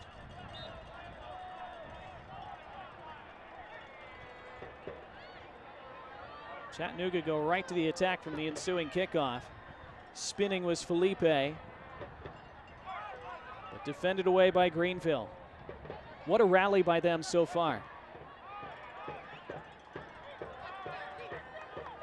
And they go in search of the lead now, and Castro with a raking ball down the right, but too heavy this time. Aviles wants to go fast. The first 5 to 7 minutes of the second half, though, it was Chattanooga looking like they might make it 3-0. And then out of nowhere, Labovitz struck, and that changed everything. Now Castro has tallied as well. And who knows from here? Walefi. Well, Menza. Wide it goes to Molongo. Pulled back, Pedro Hernandez. Kraft, not his best ball. Not well cleared though, and struck on the half volley by Molongo off the body of a defender. Kraft puts it back in, too close to Mazzola.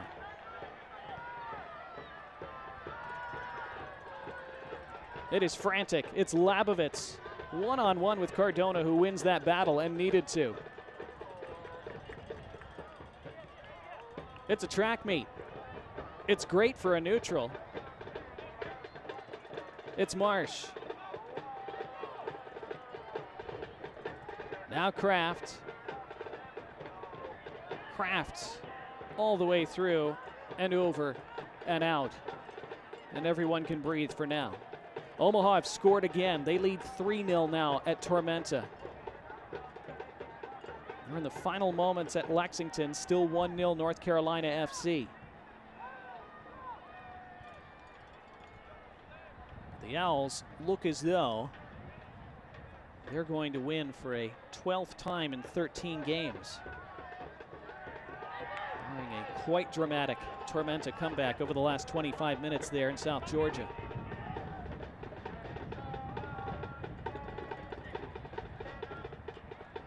Here it was 2-0 Chattanooga at the break, going on more.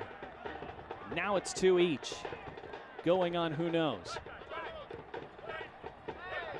Pollock shielded off the ball by Marsh. Play on, says the referee, and Siobhan Marsh goes on the run. Marsh trying to get around the corner. Still Siobhan Marsh. Team defended off the ball eventually. Chattanooga win it back. Those are the kind of giveaways deep in your own half that won't make John Harkes too pleased. Results all that matters, though, this time of year, especially when you're playing a second game in 3 days on opposite coasts. Kraft able to step around the challenge of McKinnon.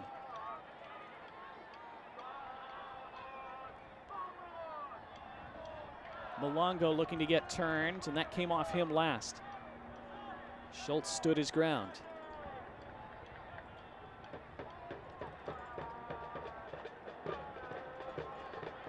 There are the Greenville clinching scenarios. If Tormenta don't rally to score at least 4 and win against Omaha, they're in no matter what happens here. But of course, if they were to win here, they would go above Charlotte into 4th and into position for a home playoff game in the first round. One more game left in the regular season, of course, after tonight. Here go Chattanooga, though. This cross, again, headed smartly away. Greenville doing enough to defend. Looking to play their way out from the edge of their own area. Not a good ball out, though, right to Walefi. And it's Walefi still, and he's still going Walefi, and he slides in. Siobhan Marsh comes right back to him. He recycles it to Gomez. Gomez stands it up. It came off Malongo. And then the foul relieves pressure for Greenville. And Labovitz asking why there isn't further action from the referee. And we'll have a substitution instead.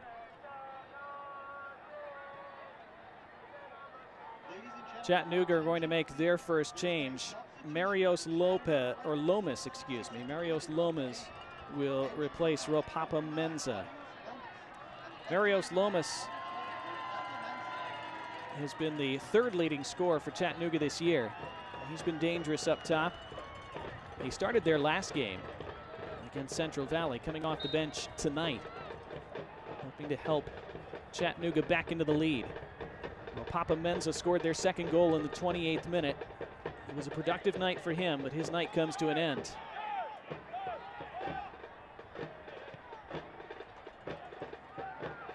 Here's McKinnon. Had the overlapping run, didn't use it. Puts it into the area instead. Back post. Gavilanes gets turned. Gavilanes beaten away by Aviles. Gavilanes again.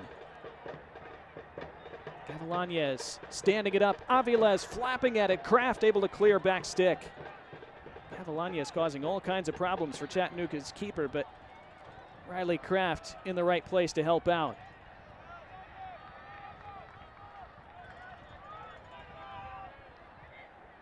This is a good ball. Evan Lee able to put it into the mix. Gavilanes got turned. That's a good strike. It was going inside that post. It needed saving from Aviles.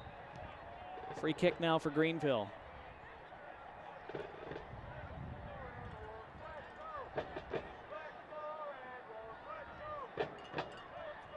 It has gone final in Lexington. North Carolina FC have hung on and defeated Lexington 1-0.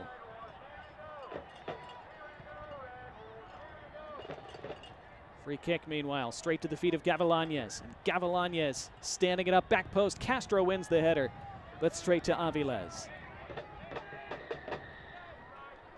Plays it quickly, and there's space for Malongo. Malongo is on the gallop again. Up against Schultz once more. Greenville committing 2 bodies to him, but Malongo surges past them anyway. Malongo into the middle, and it didn't quite fall for Siobhan Marsh. Gavilanes did enough to put him off. But Mael Malongo causing all kinds of problems again. But the counter is on for Greenville now, and Castro, a little bit of confusion between he and Labovitz. They have to pull it back and slow it down a bit, but it's still on for them. It's still very much on in general for Greenville. Here's Liam McKinnon running at Riley Kraft. McKinnon's cross through and over everyone and out for a throw.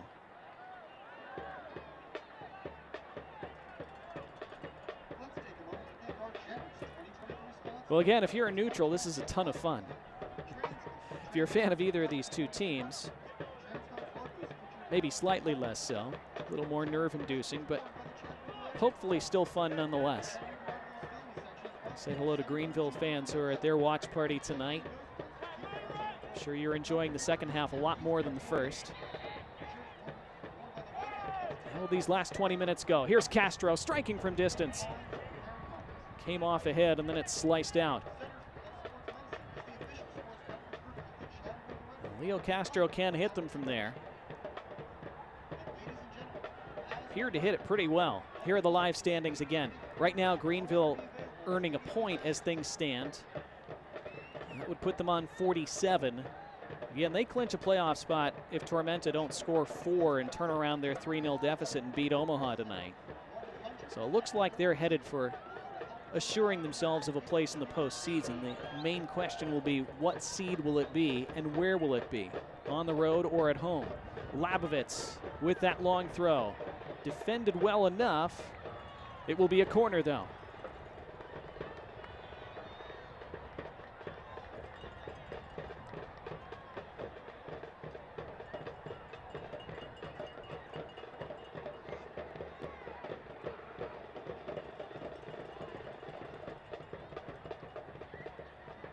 Well, from 2-0, they've gotten it to 2-2. Could they take their first lead of the night? Noah Pilato stands over it.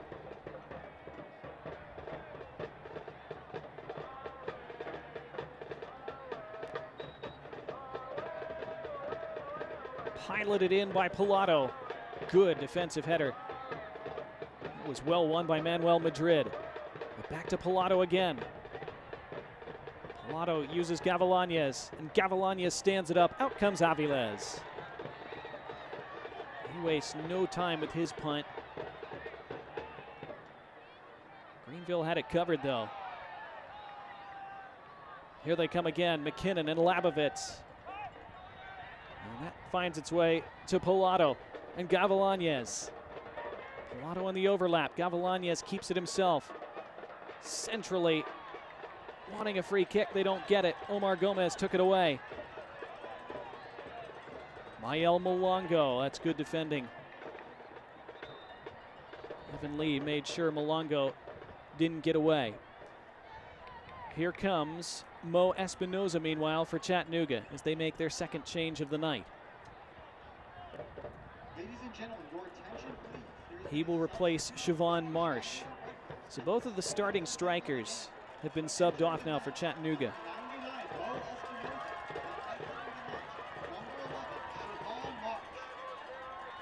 So both sides have changed 2 players from their starting 11s tonight. Both sides have scored 2 goals. This will be a free kick for Chattanooga. Coca-Cola is the exclusive soft drink of the Chattanooga Red Wolves, and Body Armor is the official sports drink of the Chattanooga Red Wolves.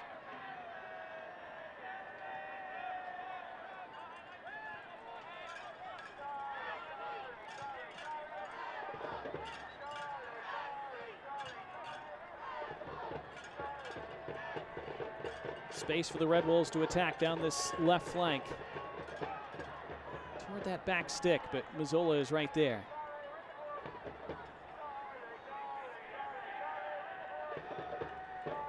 The USL is celebrating Hispanic Latino Heritage Month with stories, events, and more, bringing to life this special celebration across the league. Go to uslsoccer.com/Hispanic-heritage to learn more.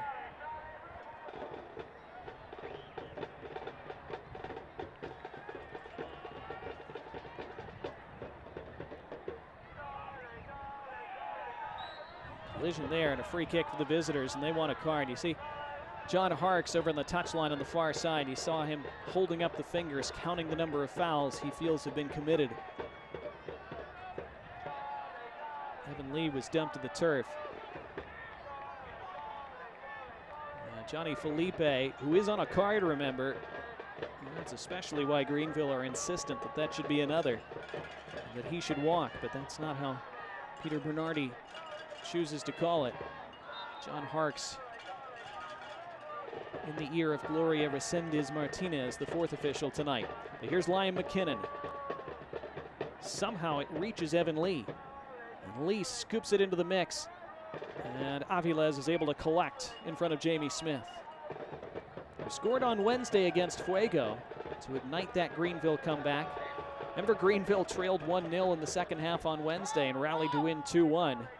That would really be something if they were to score another tonight and win this game too. And stage 2 comeback wins in 3 days on opposite coasts, essentially. This ball into the path of Labovitz, falls to McKinnon instead. It's Liam McKinnon over the bar. Oh, it fell really kindly for him. It sat up invitingly, but he couldn't keep it down. McKinnon's last goal came on August 12th against North Carolina FC. That was such a well-taken goal. This one not his best. He is very capable of finding a corner from there. On the other end, here goes Mael Molongo one more time. Molongo unleashes it, takes a deflection and clipped the bar and over and out. And Greenville survive now. Mael Molongo continues to cause all kinds of issues. And so close to finding the net for a third consecutive game. Came off that defender and looped agonizingly for Greenville. Just had enough spin on it to carry it off the top of the bar instead of under it. It is a local Ford dealer's corner kick.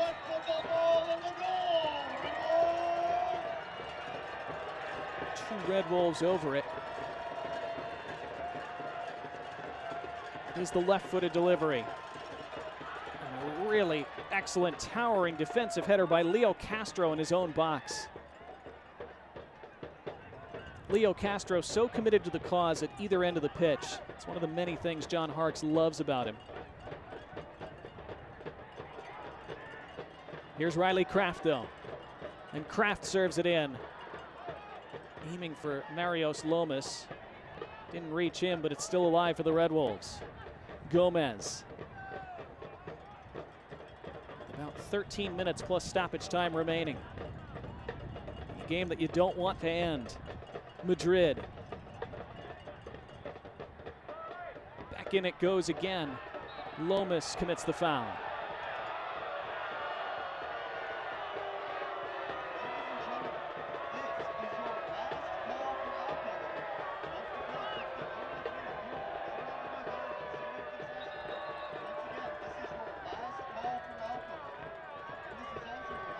Marios Lomas has scored twice this season, as Omar Gomez has stayed down after that last sequence. Still 3-0 Omaha leading Tormenta as they approach the final 10 minutes in South Georgia. The Owls so far have cruised in that one. Dos Santos, Meza, and Lagos Kunga on the score sheet for them. That's Kunga's first of the year, just joined the team a few weeks ago. That's going to be the last moment of the night for Omar Gomez. He is going to be subbed off in favor of Alex Tejera.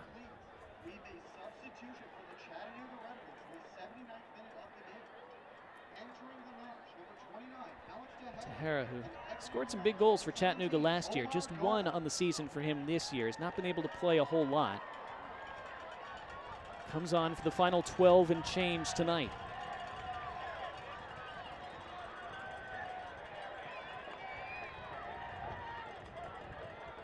The USL League One playoffs are almost here. You can catch all the action on ESPN Plus beginning October 20th. The season concludes with the USL League One final November 5th on ESPN2. They are going to be some fascinating playoff games this year. So many teams that you feel could go all the way and win it. Still don't know all of the participants just yet. This is going to be a free kick for Greenville just inside the touchline. It's appearing that after tonight, the top 6 will be set, barring an incredibly dramatic late 4-goal barrage from Tormenta against Omaha. Even a draw for Tormenta tonight would see them potentially eliminated from playoff contention if Forward Madison were to win at Northern Colorado later tonight. This is offside against Greenville, and it'll be a free kick for Chattanooga. So Tormenta will be rooting hard, as they would have been anyway, for Northern Colorado this evening. If Northern Colorado were to beat Forward Madison, then Tormenta would still be very much alive going into the final weekend.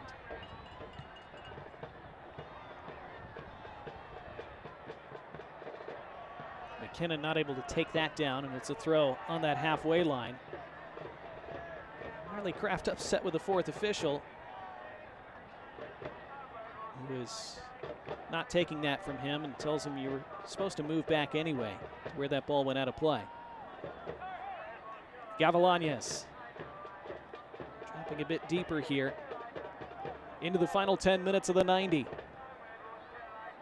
Forward into the direction of Labovitz. Labovitz racing after it, gets to it first. Can he keep it in play? No.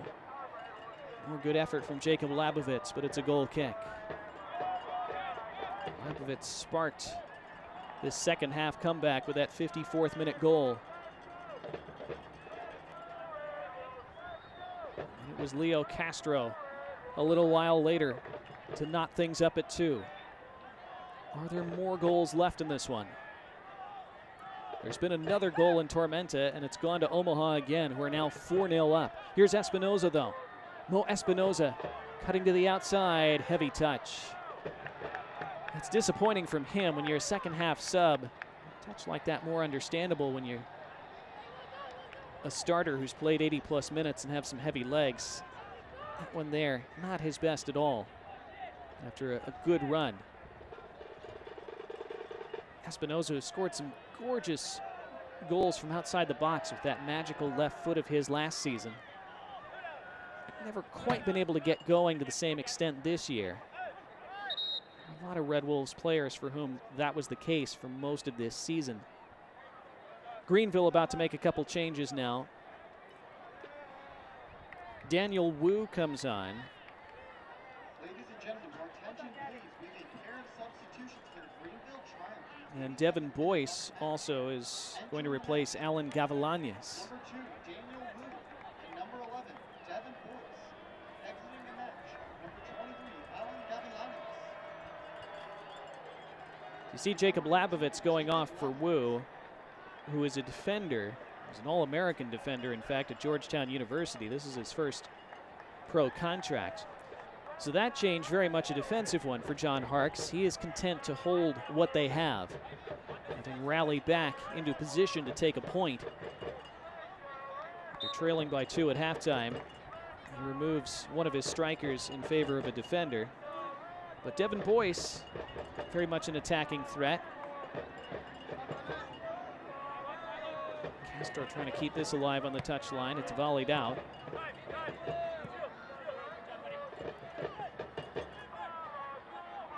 Devin Boyce has only scored once this year with a couple assists.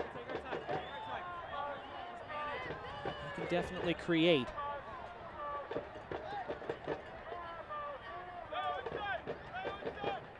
Chattanooga, after they started this game and this second half really, with a lot of dynamism and energy and created lots of chances and lots of uncomfortable situations with their speed and movement. They have petered out a little bit over the last 20 minutes. See if they can rally themselves for a final push as they seek a late winner. Greenville still plenty dangerous on the counter. It's booted clear by Polak. So 4-0 Union Omaha. Joe Brito has scored for them to add another. Tormenta have been down to 10 since midway through the first half. It certainly aided Omaha's cause. Dalton Knutson was shown a red card in that game before halftime. So Omaha are going to stay top of the table. They'll stay 2 points clear of North Carolina FC going into the final weekend in the race for the Players' Shield and the #1 seed in the playoffs. Espinoza wins a throw with 6 minutes and change left here.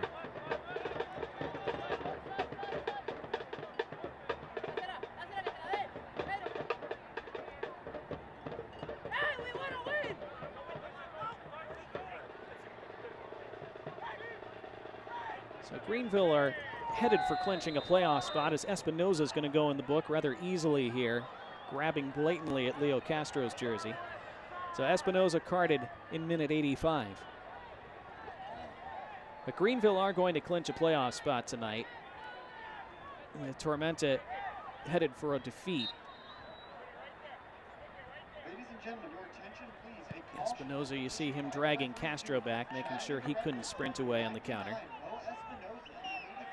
As things stand, Greenville would miss the opportunity to move in front of Charlotte for 4th and into a home playoff game slot for the first round. They would be a point behind Charlotte for 4th going into the final weekend of the season. Again, Greenville have been great away from home, so while they would love organizationally to have another home game with the revenue and ability for the fans to see them one more time at home, from a sporting perspective, they are equally capable of going away from home in the first round and getting a result and advancing to the semifinal. They'll still be very much alive for that home playoff game going into the final weekend. They could still snatch all 3 points here tonight. Felipe, who gave Chattanooga the lead in the 10th minute, volleyed it forward. Scott McKenzie helping Riley Kraft put it back in play quickly, but first Peter Bernardi wanted him to move back. Kraft moved back maybe half a step. Here they go again though. Walefe charging forward. Walefe, what a great slide tackle by Liam McKinnon. Beautifully done to snuff that out. And McKinnon headed the other way. Not his best ball. He had Pollock on the overlap in tons of space, but couldn't find him. And Espinoza now has it. And he rakes it cross pitch. Not sure if he was trying to pick out Malongo, who keeps it in play now on the touchline. And feeds Felipe. And Felipe pings it in, but only Pollock is there in the lunar kit for Greenville. Here's Devin Boyce now. With that floppy shock of golden hair. Taken down by Kraft. The franticness starting to return for these final minutes. Walefe. Malongo. Taken away briefly by Boyce, but Malongo steps in front of him and takes it back. Cardona. Greenville just sitting back in their banks now, trying to defend and hang on. This would be a great point for them if they can hold on to it. Felipe in and on goal, and there's Mazzola. It was Alex Tejera who got the flick on target, but straight at Mazzola's midsection, and he hangs on.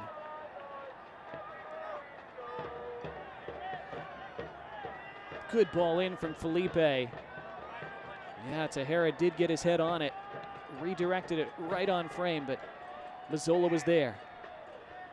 Leffy, that's another good turn from him, and he's dragged back. This will be a card for Evan Lee.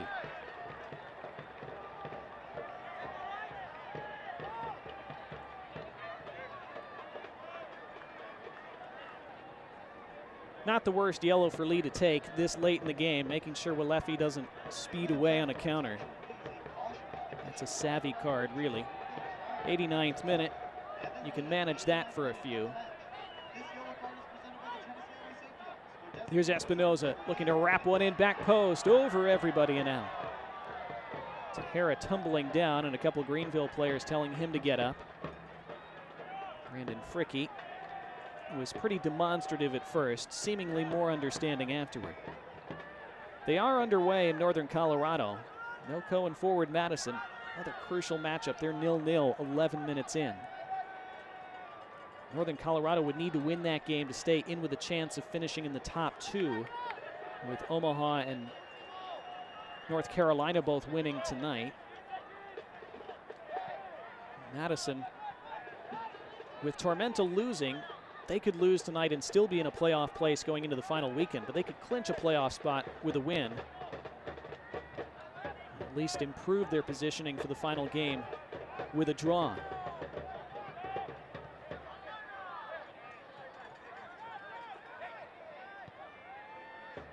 Well, that's not a good ball. Who's it going to fall to? It's Devin Boyce, and there are numbers here for Greenville. Boyce has Castro in front of him, maybe waited too long, but now chooses McKinnon instead. And McKinnon does feed Castro now. Is he onside? He is. His cross had to be stabbed away over the bar and out for a corner. Boy, Greenville labored too long over that counter and still nearly made something in the end. And it was Manuel Madrid sprinting back, who looks exhausted, who made that sliding challenge to prevent the go-ahead goal. That's a great clearance, especially from under the shadow of your own crossbar, to not score an own goal there. As we enter 4 additional minutes of stoppage time, which are presented by Twin Peaks. Stop at your local Twin Peaks today. A late corner for Greenville, a late chance to steal all 3 points. In from Pilato. And away. Chased down by McKinnon. Good touch. Wu. Into the box. Up comes Carlos Aviles.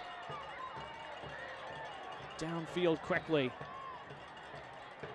That stays in play. And here's Boyce with space down the right. And Boyce, first time into the middle. Castro streaking toward the end of it, but Aviles read it well.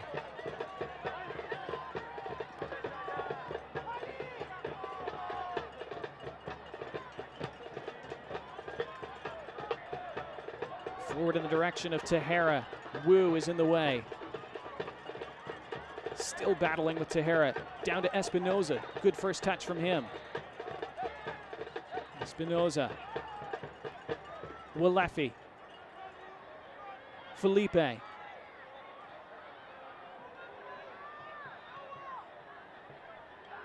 Mael Malongo. Malongo fronted by 2. Malongo goes on the sprint again. Ran out of play. It's a goal kick. Those 2 lunar shirts doing just enough to defend Mael Malongo.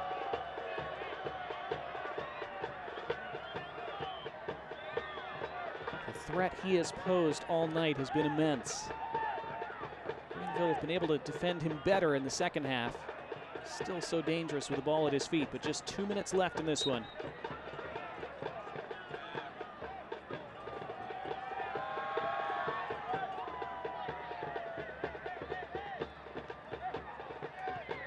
Shielded very nicely by Castro, allowing Boyce to spread it to McKinnon. McKinnon able to muscle his way past one and then chopped down by Cardona. That'll be a card and a late attacking free kick. Greenville will have another opportunity to steal all 3 late on. Cardona cautioned in the 93rd minute. McKinnon using that speed and strength.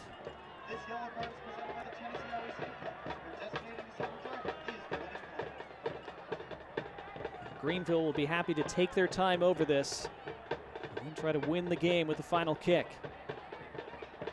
So there's the confirmation with a going final in Tormenta. Omaha defeating South Georgia Tormenta tonight. That clinches a 5th consecutive playoff appearance for the Greenville Triumph. Congratulations to John Harkes and the whole organization. Their consistency over the first 5 years of USL League One, incredibly admirable and impressive. But again, the question now is, what will the seed be? And will their first round playoff match be at home or away? If they score here in the final minute, they'd go up to 4th and into a home playoff slot. Pilato now will step back and serve it into the box, it appears. Pilato low along the ground, the bicycle kick, back post, they've done it! No, the flag is up. Offside, it won't count. Oh, Jamie Smith was crashing in, and now maybe one more chance to counter for Chattanooga. It was such a well-executed free kick. But Smith went a little bit too early, apparently. Walefi, we've had the 4 minutes. Walefi forward one more time. Flicked along, past Tahara. Taken down by Mazzola. And that might do it. A look to the watch from Peter Bernardi.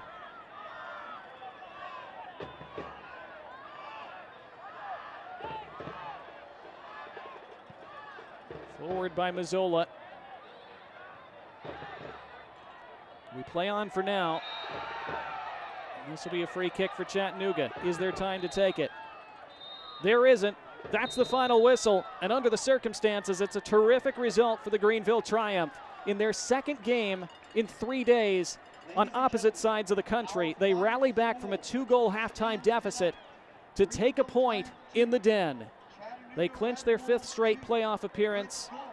They're within a point of 4th place. They miss an opportunity to jump Charlotte into 4th, but again, with how things looked at halftime, with the amount of traveling and mileage they've had to put on their bodies this week, John Harkes will be thrilled with the effort and the result from his team. Our Timbercraft Whiskey man of the match tonight is Johnny Felipe. He scored the opening goal of the match and was involved in a lot of things for Chattanooga this evening.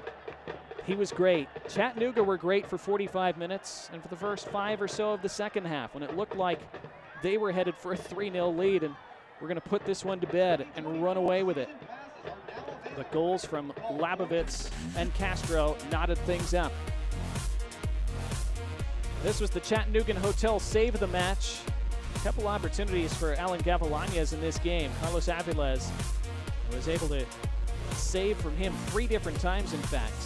And that was the official save of the match presented by the Chattanooga Hotel. But Leo Castro scoring his 13th of the year. Greenville's wise old fox was able to poach that goal that saw these two teams settle for a draw here tonight. It ends 2-2 at the Den. Back to wrap things up from CHI Memorial Stadium after this.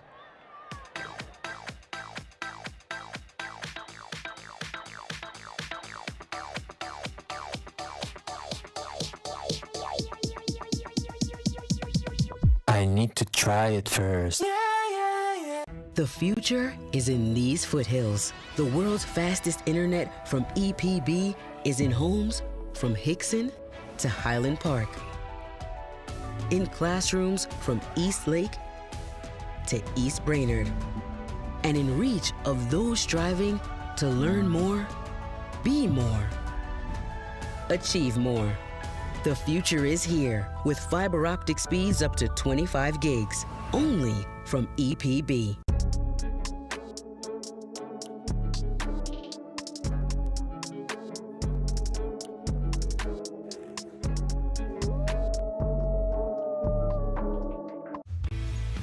I drink and drive all the time. Sir, you've been in a serious crash. I need you to hang on, okay? Tell your name, so you know where you are right now.